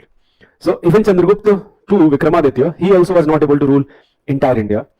Muhammad bin Tughlaq, yes, he was able to do that for a few years, not more than 5 to 10 years. And after that, rebellions occurred, the empire got disintegrated. It became too big to govern. And Aurangzeb के साथ भी same चीज है, that yes, he did defeat Deccan rulers, but again it became too big to govern. The moment he died, most of the जो territories they declared their independence. So that assertion in itself is not correct. That southern rulers were not able to rule pan-Indian, not able to establish pan-Indian empire, but northern rulers were able to do that. That is not true. India was too big to govern just with the brute power. Simple सी चीज है. Until unless you are not a great ruler, you do not inspire people. Rather than if people will see you as some sort of enemy, it can be because of language, because of religion, anything, then there will be rebellions and it will be very difficult to crush that rebellion. So this assertion is not true. Were there standing army at the time? Which time you're talking about? Standing army is a very old thing now. Standing army was started by Magad itself in ancient period. After that, all rulers had a standing army. The only difference was the extent, the number. जैसे Guptas maintained a very large standing army. Mauryas maintained a very large standing army. Harshvardhan was also able to do the same thing up to some extent. But the later rulers, they were not able to maintain a very large army. But they did have standing army. It was not as large as what it was earlier, but they definitely did have some army. Write down, next bullet point, in economy. Land revenue was the main source of income. Land revenue was the main source of income. Various units of land measurement. Various units of land measurement, such as various units of land measurement, such as Kuli, Veli, Patti, Padgam,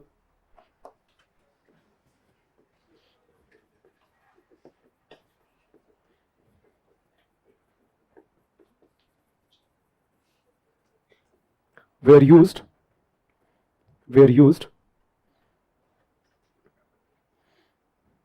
the cultivating tenants were used.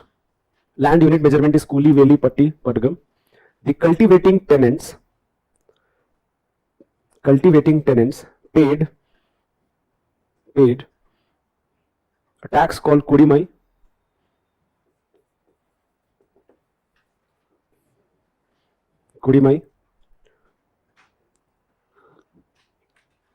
Right on, next point. Cholas invested in irrigation.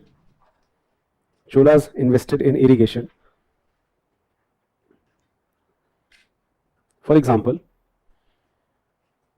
channels known as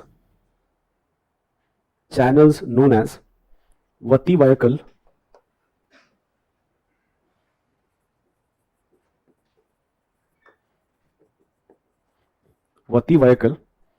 were constructed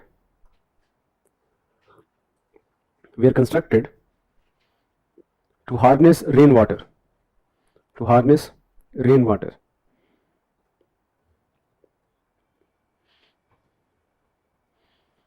Right on, next point. Village assemblies collected a tax.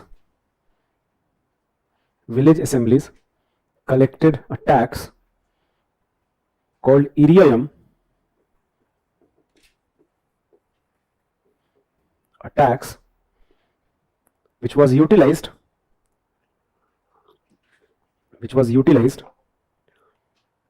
for repairing irrigation tanks.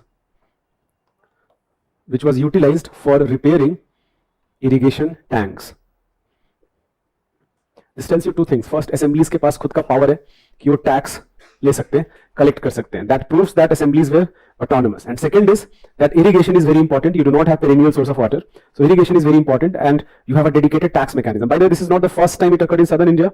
During Pallava rule, we come across a term called Iripati. Iripati was a land which was separated. It was a collective land provided by all the rich peasants. That a piece of land called Iripati, यहाँ से जो भी revenue generate होगा, वो revenue हम irrigation के लिए use करेंगे. आप लिख सकते हो, during Pallava's rule, a special category of land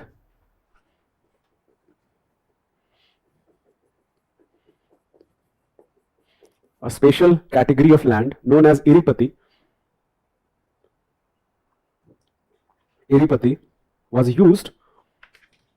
was used, donated by individuals.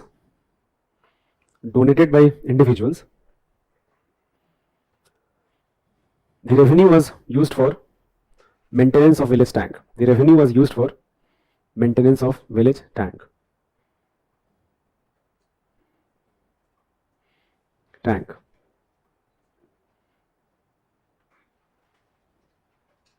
And one last heading, yes, society and religion.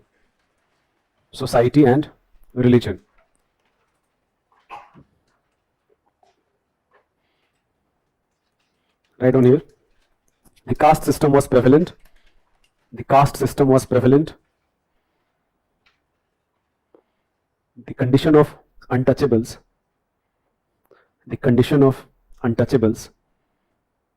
Known as Parayar.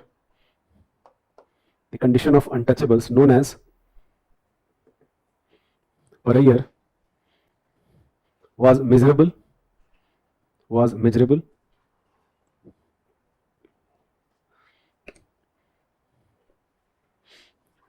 The Chola inscription, right on.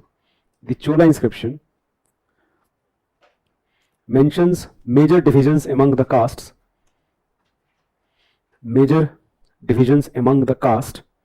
As Valangai and Idangai.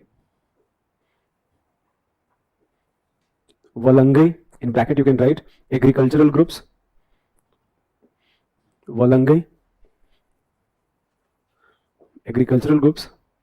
And Idangai, artisans and trading class.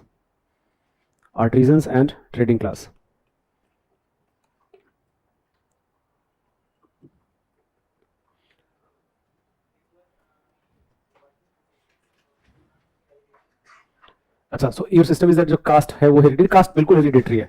Caste as an institution in South India now is as prevalent, the time period we are talking about, as it was in North India, and yes, it is hereditary.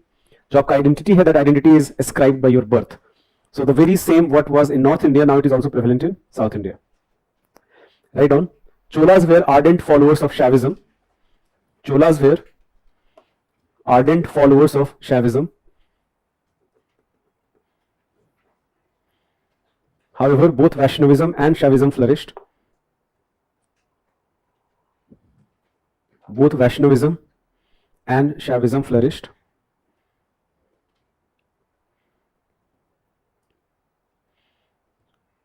Within Shaivism, a school of philosophy, within Shaivism, a school of philosophy known as, within Shaivism, a school of philosophy, within Shaivism, a school of philosophy known as Shaiva Siddhanta,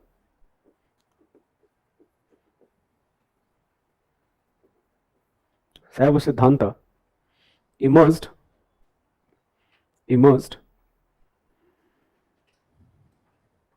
the foundational text of this philosophy. The foundational text of this philosophy was composed by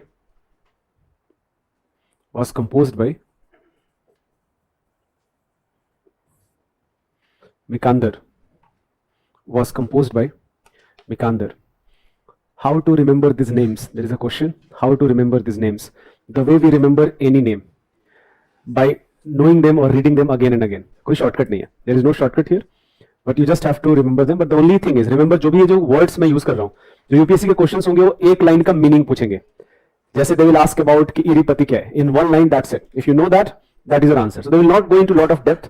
They will ask one word का एक sentence में 5-6 word का meaning क्या होगा. If you can do that, well enough, and you can answer questions of prelims examination. And every year, without an exception, for last 10 years now, UPSC is asking this term-based question. They will throw a term, and you are supposed to know about it. That what does that term mean? These are the worst type of questions. सच में worst type of question है. कोई ऐसे यहाँ पे तो history आप as interest की तरह अगर आप पढ़ोगे, तो as a discipline आप पढ़ोगे, historical analysis की तरह पढ़ोगे. When you keep mugging up these names, उसमें क्या analysis है?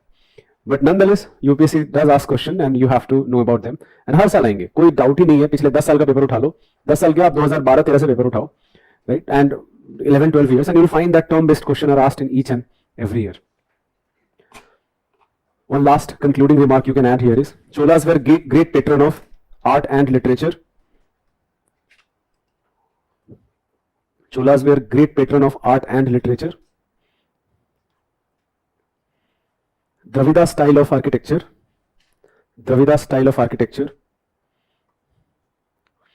reached its zenith during this period.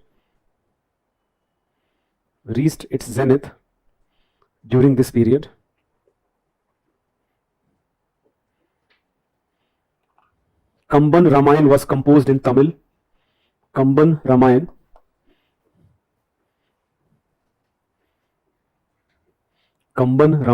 written by Kamban himself was composed in Tamil.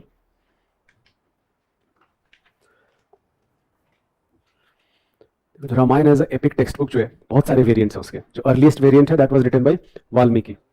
But there are so many variants. So many people have interpreted. There are variants where Lakshman is the main character rather than Ram as the central character. Lakshman is the central character. There are other variants where there is sympathy shown towards Ravana, right? Then there is of course variant written by Tulsidas Ramcharitmanas where he assigns prescribes the status of God in Ramcharitmanas to Ram. Even Valmiki does that, but Valmiki at the same time focuses more on his humane character. And Valmiki, whenever for example there are things when Valmiki criticizes Ram, same thing is not there in Ramcharitmanas. So Ramayana as an epic in itself has undergone transformation. And this transformation, so why this is important for history? It is important for history because you have to remember that a particular author is writing that textbook into a particular social context. The prevailing social ideas हैं, those prevailing social ideas you can find this in the story itself. And that is how historians can interpret that how society is changing, what things have remained the same, changes, and what things have remained continuity. So the changes and continuity hai, if you want to understand that across hundreds of years, just go through the variants of Ramayana, that how Ramayana as a text has evolved or how Mahabharata as a text has evolved, right? This is about Chola Empire, a very, very important theme from medieval India. If you have any question, go ahead and ask. Sorry? Trading, definitely, without any doubt. Cholas maintained trading with Java, Sumatra, China also. There are inscriptions which talk about Cholas sending emissaries to China through sea route, not through land route, through sea route. They definitely traded with Southeast Asia, जो अभी Vietnam, जावा, Sumatra peninsula है, and they also traded with China. So yes, without any doubt. Any other question? So let's discuss the next theme, and again a very, very important theme, advent of Islam to India.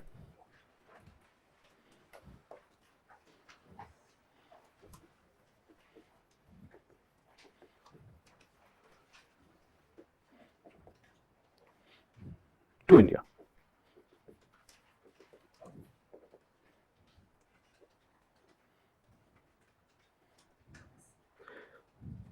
Let me use a map of Asia first. That I'm very sure all of you already know this map, but I want to highlight few important reasons here. ये जो पूरा part है, we call this Indian subcontinent region, right? It has a shared common heritage, right? So this is Indian subcontinent region. This was a question asked by UPSC last to last year. Why we use the word Indian subcontinent? So fundamentally the answer lies in geography, but it is not just geography. It is also culture and it is also shared history. So very good answer will not just talk about with the help of map that you have Himalaya, you have Indian Ocean, right? You have very limited range जहाँ से लोग आ सकते हैं. वो तो आप लिखोगे, but you'll also talk about the shared history and the shared culture of the subcontinent region. But then this region here, which what modern day Iran is, this was in ancient period, it was called Persia. And ये जो पूरा का पूरा region है, this region here is Arab region, and ये जो countries हैं, these are Central Asian countries. And now you have also a country called Turkey. So Turkey was, it is a remnant of medieval India, medieval world में जो Ottoman Empire है, उसका जो remnant है अभी, वो तुर्की है. Anyways, I mainly want to highlight the difference between three very important regions, Arab, Turk and Persia. So Arab in Islam emerged in 7th century, early 7th century, in 630, about, if I'm not mistaken, I think in 632 AD Prophet Muhammad died, and in very brief period of time, Islam emerged as the most powerful force in the entire region of Arab. So Saudi Arabia जो पूरा region है, Kuwait, Oman, जो region है, these countries became Islamized in very fast. Then second set of civilization, second reason is Persia, that Persia was also Islamized. A lot of people were given this option that either you have to convert, die or leave. Some people chose to leave. These people still followed Zoroastrianism as a religion. They came to India and even today they are called Parsis. So Parsis, the religion they follow, that religion is called Zoroastrianism, and that was the prevalent religion in ancient Persia, right? Zoroastrianism is a very interesting religion that while in other religions, for example, when you talk about Abrahamic religions, Judaism, Christianity or Islam, you have one very powerful God, जो Satan है, जो शैतान है. He is creation of God, but he doubts God. Because he doubts God, he is sent to hell. That story is common across all the Abrahamic religions, right? So there is a lot of similarities here. So, जो Satan है, he tries to mingle with the living world, but nonetheless he does not succeed a lot because again God is the all-powerful deity, all-powerful entity. In contrast, Zoroastrianism है, that is again a very interesting religion that you have two forces, one represents good, one represents evil, but यहाँ पे दोनों बहुत equal है. Followers of Zoroastrianism, they worship the good force so that evil can be defeated. A duality of nature. This duality is prevalent across many cases. Anyways, so Persia became Islamized. Now I want to specially talk about Turks here. So by the way, the first set of Islamic invasion to India, it occurred as early as 7th century. In fact, let me tell you with the help of a map. This is a map of 8th century. This is a map of 8th century of Indian subcontinent region. Especially I'm talking about this region called Sindh. Most of the Sindh lies as of now in Pakistan. So Sindh was, for example, ruled by, ये जो पूरा region है, this entire region, this was either Buddhist or Hindu. For example, in Afghanistan, there were two very important kingdoms called Kabul and Zabul. Both Kabul and Zabul, they were Buddhist rulers. In fact, I'm very sure all of you have heard about Bamiyan Buddha, right? So Afghanistan में जो grand statues of Buddha हैं, they are called Bamiyan Buddha. Bamiyan Buddha were in news a lot. Many people have talked about during ancient time, medieval time about Bamiyan Buddha. There is a story that how an entire army fitted into the cave where Bamiyan Buddha is located. But it was in news when Taliban was in power, not right now, before 9/11. So when Taliban was in power, they destroyed Bamiyan Buddha. That led to a hue and cry all across the world that this is an ancient heritage which is being destroyed. But so Bamiyan Buddha is integral part of Afghanistan's culture. It was a Buddhist religion, but Afghanistan was victored by the Caliphate, and the same Caliphate, it was called Umayyad Caliphate at this point of time. The same Caliphate, one of the commander, his name was Muhammad bin Qasim, he started a campaign to the Sindh region. He defeated the ruler of Sindh. The ruler of Sindh name was Chach at this point of time. Chach and his family, and Chach's son was named Dahir, by the way. So that is also quite interesting. So Chach and Dahir, despite without going into name, the entire family perished because of that. Now Muhammad bin Qasim made a very special arrangement into the Sindh region. What was that special arrangement?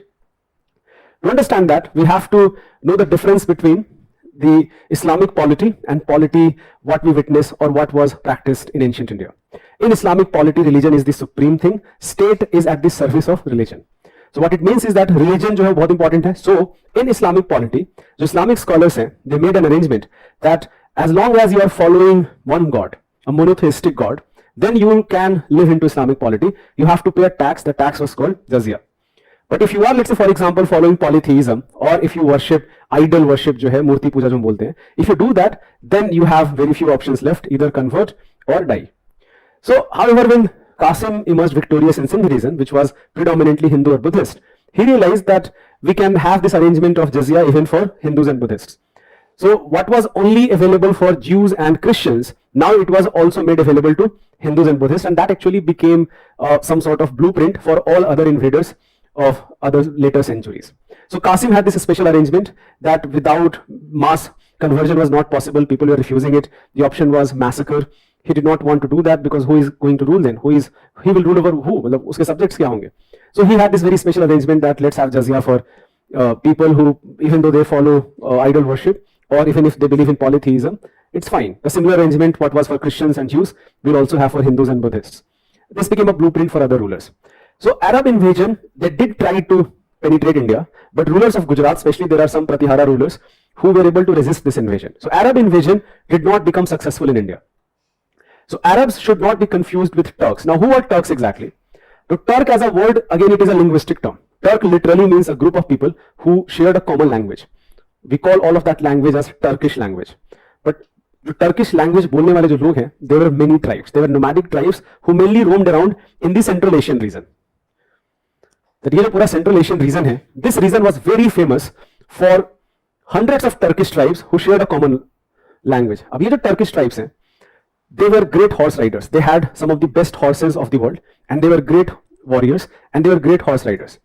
So gradually when Islam spread from Arab to Persia, then a lot of rulers used Turks, that with the help of Turks they became a ruler. So Turks in a way became kingmaker. Whoever Turk sided with, that side often emerged victorious. Later Turks thought that why do we have to become kingmaker when we can become kings ourselves, and that is how Turkish invasion to different part of the world started, including India. So in about 11th century, a very powerful kingdom emerged into what modern day Ghazni province of Afghanistan is. There is a place in Afghanistan even today, it is called Ghazni. In Ghazni, a very powerful kingdom emerged, and the ruler, one of the ruler, which is very important for India, his name is Mahmud of Ghazni. His name was Mahmud because he ruled Ghazni. He is called Mahmud of Ghazni. Now Mahmud of Ghazni, he invested a lot into spy network. He got to know about the wealth of India, and he especially got to know that this wealth is concentrated into temples of... Class has stopped. Can you check? It's fine.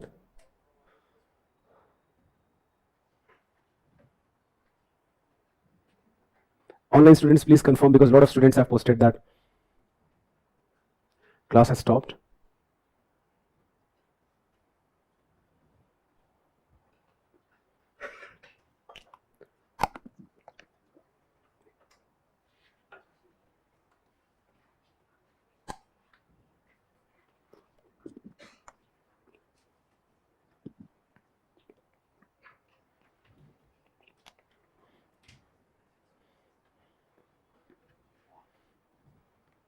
Please check if it is working or not.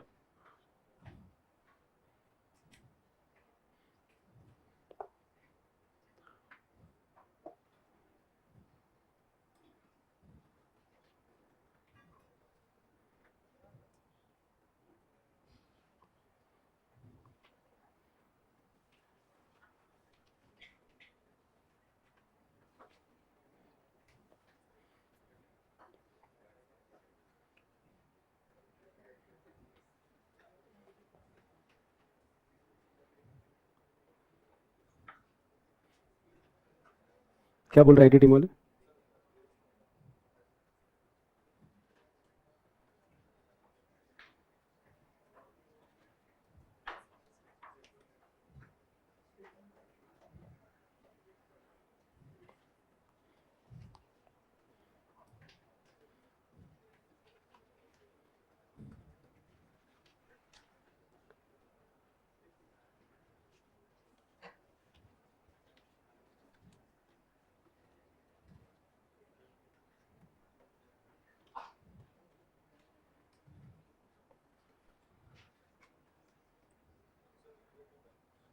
Let's take a break here for 5 minutes. After that, I do not like it because my chain of thought now has been disturbed. Anyways, but let's take a break here for 5 minutes. After that, we'll resume the class.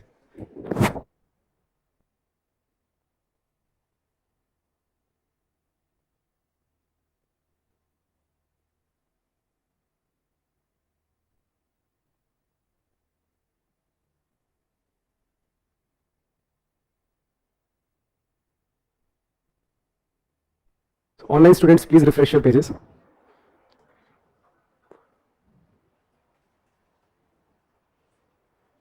I had stopped the class, do not worry. Anyways, so my point was that when we look at the map of 8th century, then we come across this map that the Sindh region, this has been conquered by an Arab commander, not by Turk commander, an Arab commander. His name is Muhammad bin Qasim. So Arabs, however, were not very successful in their pursuit towards India. They were defeated many times, mostly by Pratiharas and other rulers. But Turks, who emerged as the kingmaker in Persia region and in Arab region and in Central Asian region, later they realized that rather than becoming kingmakers, they can become kings themselves. And they started their campaign to many parts of the world. One part of the campaign occurred in Europe.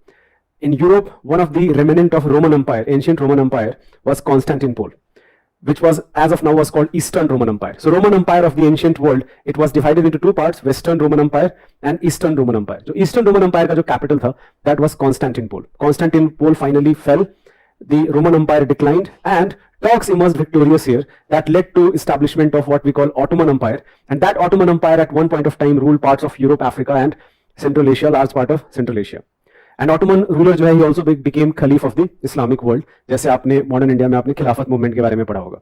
So that Ottoman Empire is from the Turkish invasion to the Eastern Roman Empire, and that Constantinople as a city, it became Istanbul, which even today is a very major city in Turkey, right?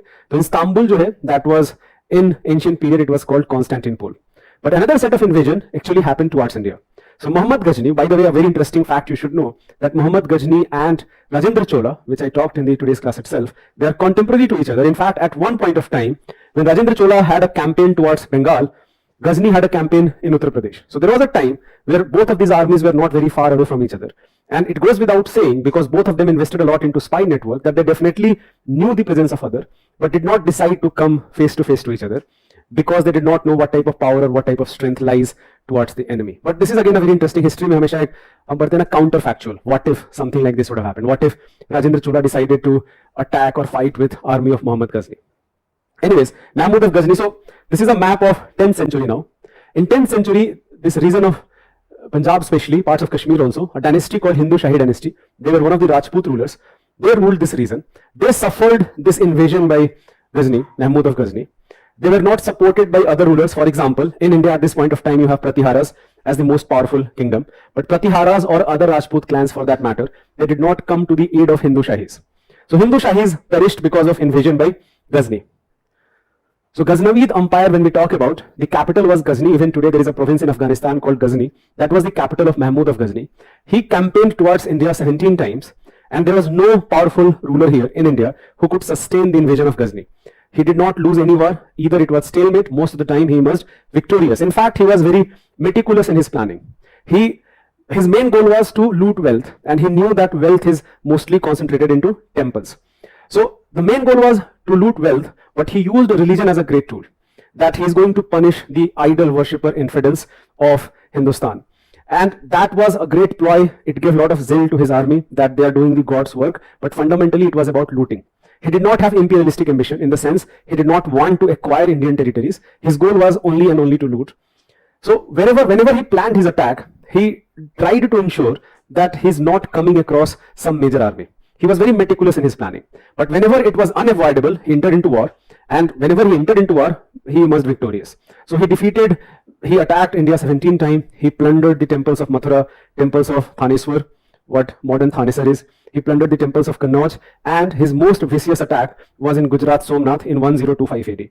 That not only it was the destruction of temple, but it was the massacre of entire city. So that is what Ghazni, by the way, he was celebrated as a hero in the medieval Islamic world, but he is a villain for India without any doubt, because he led to massacre. एक होता है कि आपने you emerged into war, you became victorious. But it was not a victory against army. Whenever he crossed through cities, the entire cities were massacred by Ghazni. So a lot of historians, they use the word genocide also. That genocide occurred in India in the very first campaign or the series of campaign which was done by Ghazni. As the fate entails, if you go and look at the Ghazni today, it's a very ruined city.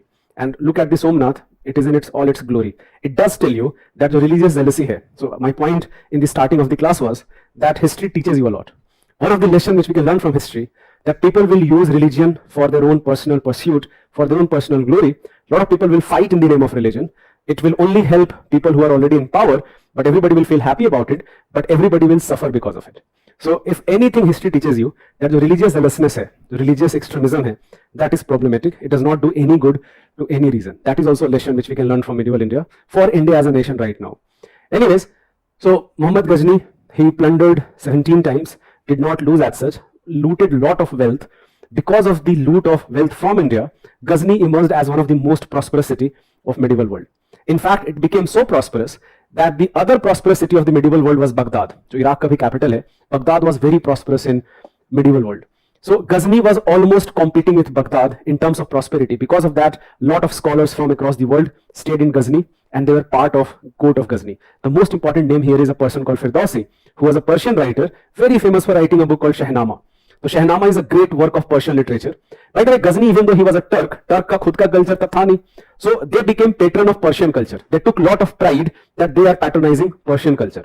So the Shahnama as a book hai, jo bahut hi, again, it is considered one of the greatest work in Persian, that even today inspires many countries of Central Asia and Persia region. Right? So for example, Firdausi, who wrote Shahnama, he was court poet of Muhammad Ghazni.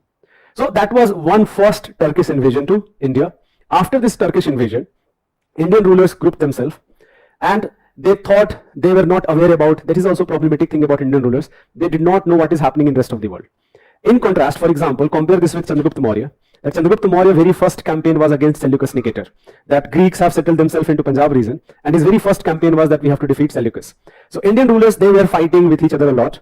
But nonetheless, some rulers did realize that we have to regroup ourselves, and for next 100-150 years, they were able to resist the Turkish invasion. Just one very famous name emerges, which recently has become very popular, is name of Suhaldev. Aapne padha hoga that a warrior who actually was a Dalit warrior, but he led an army, and that army was very much problematic for the Turkish invasion. So for about 100-150 years, the invasion continued, the Turkish raid continued, but it did not result as such some grand loot or some grand capture of territory.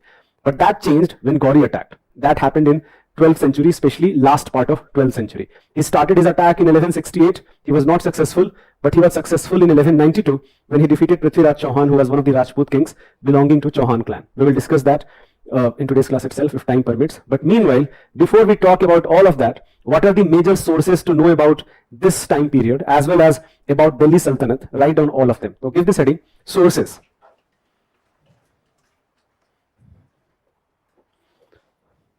In fact, when I am using the word sources, I am using it till Delhi Sultanate. That जो 10th century से लेके जो पूरा सल्तनत का time period है 1526, what are the major books, and those books are used by historians, and what are the major works in general which are used by historians to know about history. So the very first book is Chachnama.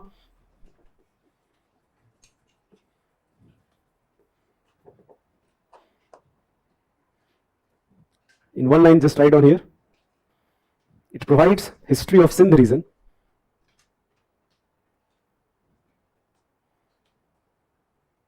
It provides history of Sindh region on the eve of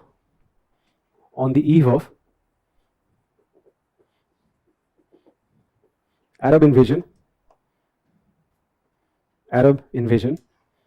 led by Commander Muhammad bin Qasim. Commander Muhammad bin Qasim. So that is a very important source to know about history of Sindh region. Again, only history of Sindh region during Arab onslaught.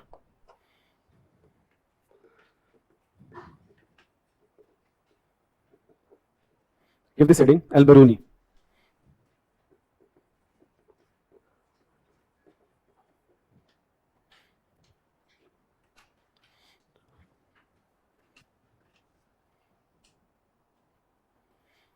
Now, Al-Baruni is again a very important, remarkable figure from medieval India and medieval world, in fact. Al-Biruni belonged to Uzbekistan. So अभी modern Uzbekistan है. He belonged to Uzbekistan. Now Uzbekistan was an independent kingdom, but it was attacked by Ghazni, Mahmud of Ghazni, and the Uzbekistan kingdom was plundered. But at this period of time, Al-Biruni was already a very popular name. He had established himself as a great theologian and astrologer also. So Mahmud Ghazni did not kill him. In fact, he called him to his court. But because of his invasion of homeworld, he no longer wanted to as such enjoy luxurious life. He wanted to pursue knowledge more and more. He already was a again scholar. So he came to India with army of Ghazni himself, and he stayed in India for about 17 years. And he was a person with great talent. For example, he was polyglot. Polyglot is a person who can speak and write many languages together. So Al-Biruni was a polyglot. He came to India. He stayed in India, learned Sanskrit, learned Indian dialects, and he especially lived for many years into popular libraries of the time. And he studied those manuscripts who by the way have not survived right now, but they were there in 11th century. So he studied those manuscripts. He wrote a lot about India, about its history, about its geography, and especially about its society. So जो Al-Biruni का work है, he wrote a very famous book called Kitab al-Hind. This book is not just a book of history. In fact, it is a sociological account. He is not interested in writing about kings, queens, and rulers. He is more interested in writing about people. जैसे Al-Biruni talks about the wonders of India. He talks about the religious tradition. He talks about fruits. He talks about some of the great infrastructure. For example, he went as far as Tamil Nadu also. He looked at the irrigation infrastructure constructed by Rajaraja Chola, and he says that nothing like this exists in any of his homeworld. Right? So he talks about all of those things, but at the same time, he is aghast by a lot of practices. For example, he cannot understand that how people can become untouchable. He is a huge critique of Varna system, and he is a huge critique of untouchability. A lot of time he's sympathetic to Indian cause. For example, he also wants to answer this question that why Indians are continuously losing this war, why Ghazni is so successful in his continuous campaign to India, and he tries to find the answer not in military strength of Ghazni versus Indian ruler. He actually answers that there are social weaknesses in India. He talks about Varna system, he talks about that how people differentiate between each other, and because of those social weaknesses, Indian people are losing the war. Right? So Al-Biruni का जो work Kitab al-Hind है, that is a very very important work used by historians and to know about especially this period of time. तो आप लिख सकते हो, he was from modern day Uzbekistan. He was from modern day Uzbekistan, a polyglot,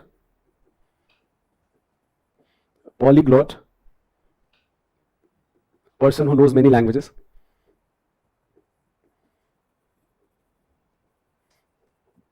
And a polymath, skilled in many disciplines.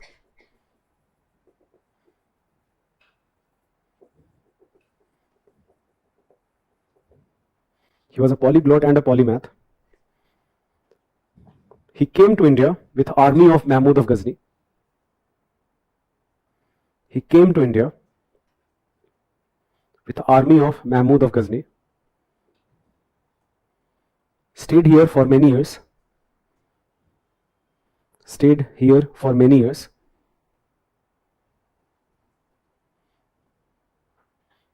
And wrote about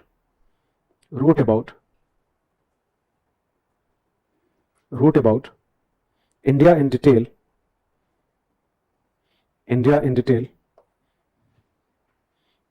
In his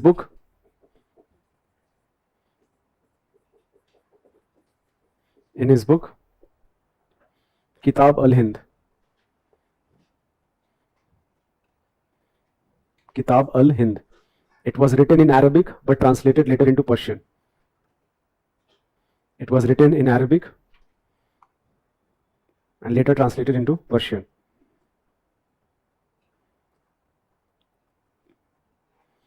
Al-Biruni के बारे में एक और बड़ी इंटरेस्टिंग चीज़ है. Al-Biruni was of scientific mind. So he was not an accomplished author. Accomplished author क्या होते हैं?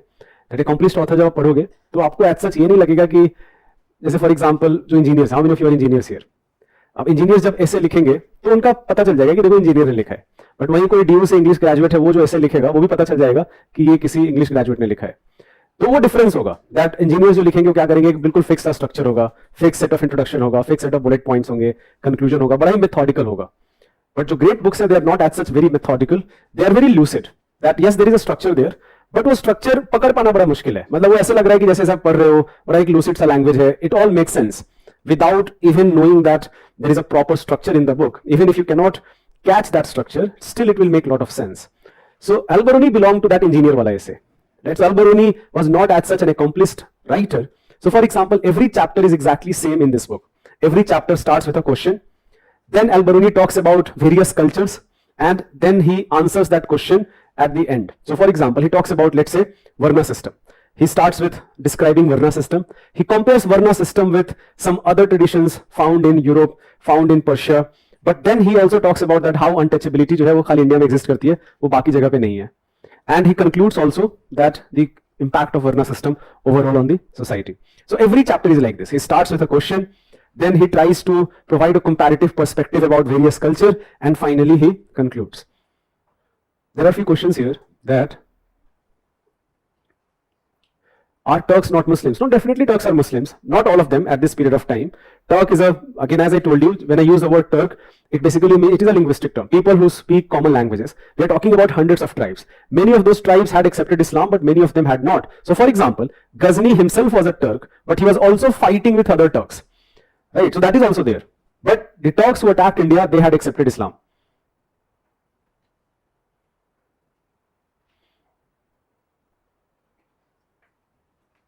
Okay. Next is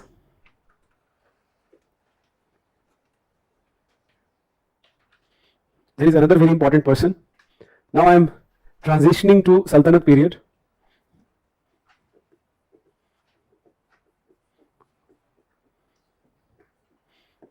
Amir Khusro.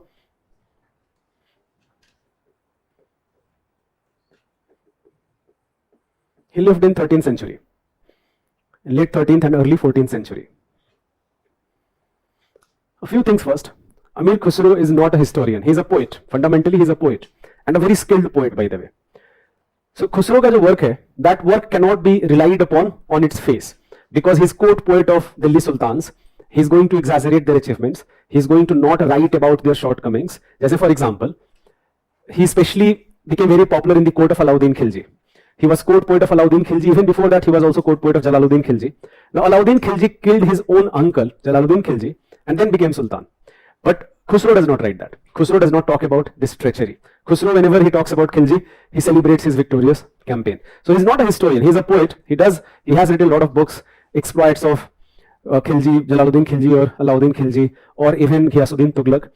But at the same time, he also maintained a personal diary, and that personal diary has been very useful for historians to know more about Delhi Sultan. तो आप लिख सकते हो, he was not a historian. He was not a historian.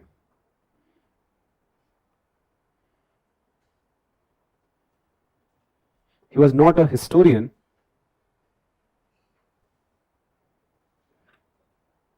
He was a poet. A poet. A prominent representative of Indo-Muslim culture. A prominent representative of Indo-Muslim culture.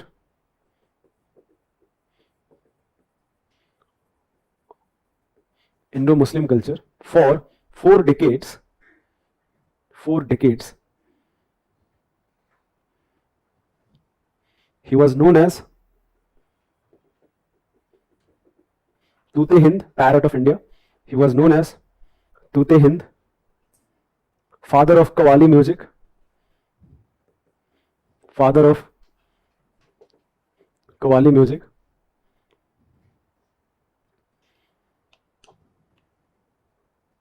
He wrote many books. He wrote many books such as Miftahul Fateh,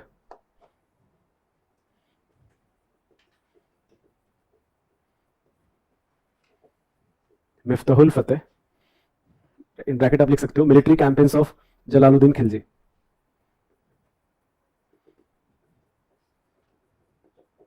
Miftahul Fateh,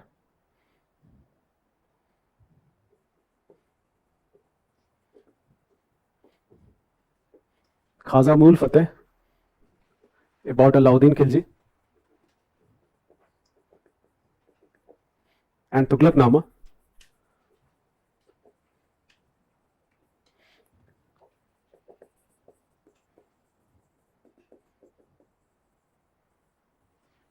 about Ghiyasuddin Tughlaq. Ghiyasuddin Tughlaq. Guys, there is a purpose of response portal. बहुत आपके batch को काफी दिन हो गए. Maintain that purpose.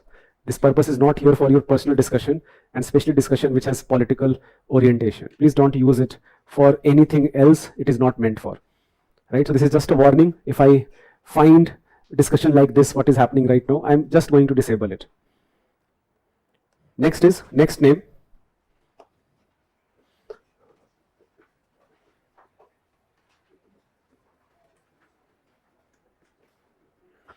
Ziauddin Barani.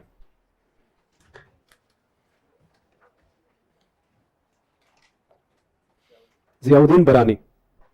जो बरानी का जो वर्क है, it is the most important work of when we talk about history of medieval India. Now, Barani was a professional historian. Khusro was a poet, but Barani was a professional historian. He wrote about Delhi Sultanate. He was contemporary of Khusro. He again adorned the court of Khilji also, and he was especially in the court of Ghiyasuddin Tughlaq and Muhammad bin Tughlaq. But just because he was part of their court did not mean that he did not criticize them. In fact, because he became too critical of sultans, he was thrown to jail also, where he died.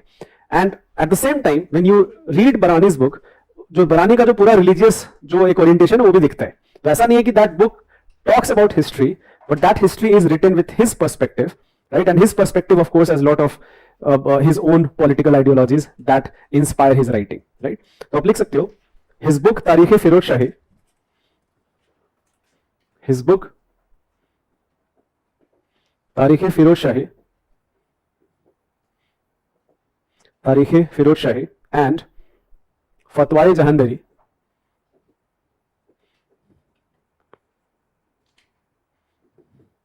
तारीख़ फिरोज शाही and फतवाए जहांदरी are considered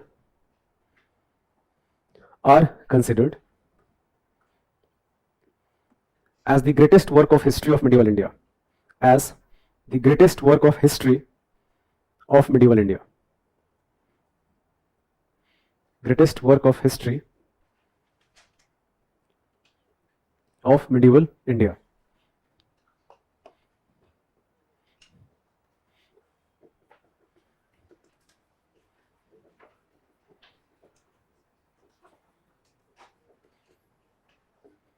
फतवात Firoz Shahi, autobiography of Firoz Shah Tughlaq.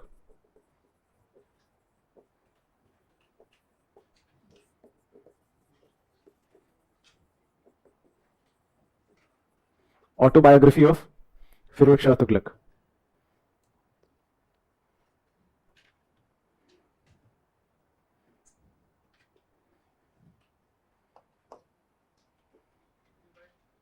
Autobiography of Firoz Shah Tughlaq. So Firoz Shah Tughlaq himself wrote about his time period. And the last name,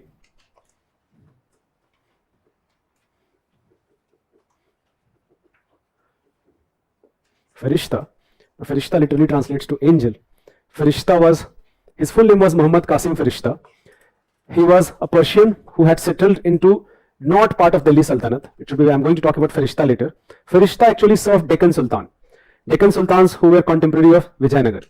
So Farishta was part of Deccan Sultan just before Mughal, but after Delhi Sultanate period. Or Delhi Sultanate was not at its basically glory. It did exist, but it only existed into northern India. So Farishta was given this task by the Sultan of Bijapur that write about history of India. So he wrote a book in 12 volumes. In every volume he picked up one region. For example, in one book he writes about Kashmir, in one book he writes about Punjab, South India, Deccan. So every volume talks about one particular region in detail, and one of the volume also talks about history of Sufism in India. Now the Sufism or Bhakti movement hai, that will be discussed again in more detail in art and culture classes, but that's a very important theme of medieval India. So in one book he also writes about Sufi saints, for example, the Khwaja Muinuddin Chishti or the entire Suharwardi school. So all of the Sufi schools of thought, inka jo history India mein, he writes about that. So his work is again, apart from Barani's work, his work is a very important work which historians used to know about medieval India. आप लिख सकते हो, his work तारीख़ फरिश्ता, his work तारीख़ फरिश्ता, तारीख़ फरिश्ता provides history of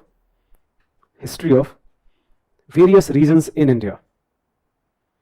History of various regions in India. History of various regions of India. He wrote another book, Gulshan-e-Ibrahimi.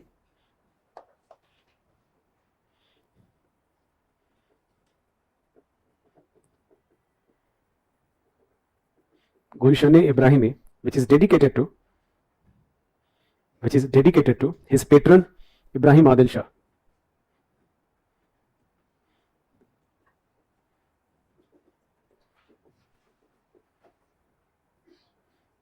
His patron Ibrahim Adil Shah.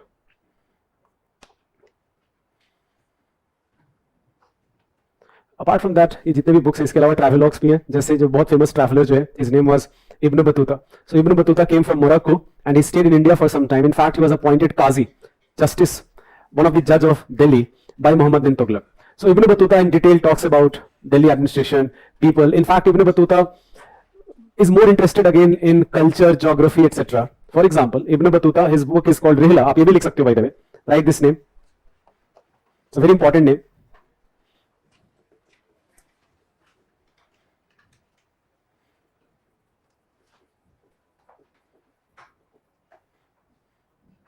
He was a traveler from Morocco. He was traveler from Morocco who wrote Rihla. Rihla is name of his book. Who wrote Rihla as his travel diary from India. As his travel diary from India. There are a few questions. There is a question that regarding etymology. देखो, I cannot frankly tell you the etymology. जैसे फतवाए जहंदरी तो चलो फिर भी मैं बता सकता हूँ कि फतवाए जहंदरी का क्या मतलब है. But if you ask me the meaning of all of these books, I cannot tell you because I do not have linguistic expertise into Arabic or Persian words. So I cannot answer that question. But फतवाए जहंदरी चलो फिर भी है. Class is not finished yet. Wait for some time. We are not finished yet. So फतवाए जहंदरी, for example, talks about the political philosophy. फतवा जो है that is often religious in nature. So political philosophy of Delhi Sultanate. That will be the meaning of फतवाए जहंदरी. But I cannot tell you the meaning of each and every word, frankly, because I do not have linguistic expertise. I wanted to tell few things about Ibn Battuta himself. Ibn Battuta was appointed as Qazi of Delhi by Muhammad bin Tughlaq. But at one point of time, there was some conflict with Tughlaq, so he was thrown to jail also. Later, he was freed. Now, Ibn Battuta has written some very interesting things about India. जैसे he writes about mango. अभी mango का season चल रहा है. जैसे he describes the taste of mango to a person who has never eaten it. And he does the same thing for coconut. That what coconut or mango will taste like for his reader that who has never tasted them. I haven't read it, but I especially want to know about coconut. चलो mango को तो फिर भी describe कर दोगे. Coconut का इतना subtle taste है, उसको कैसे कोई describe करेगा? He also writes about pan, by the way, कि what does pan taste like? He was looted a lot. He was very unhappy that every time he traveled, some thieves came and they looted everything. So he was not very happy with this. But nonetheless, when he went to Morocco, he was celebrated. He was celebrated as a hero. Right, a person who has traveled to the world, and especially a person who has came to India. There was a question earlier that why India was such an important reason for the invaders to come. The answer is why not.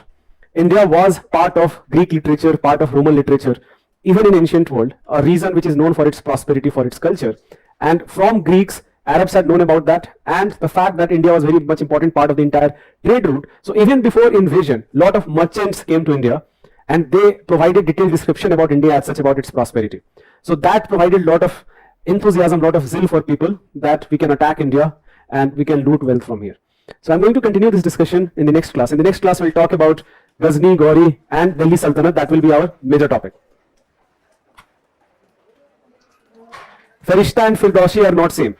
There is a question, who was Ibrahim Adil Shah? I will answer that later. And Farishta and Firdausi, they are not same at all.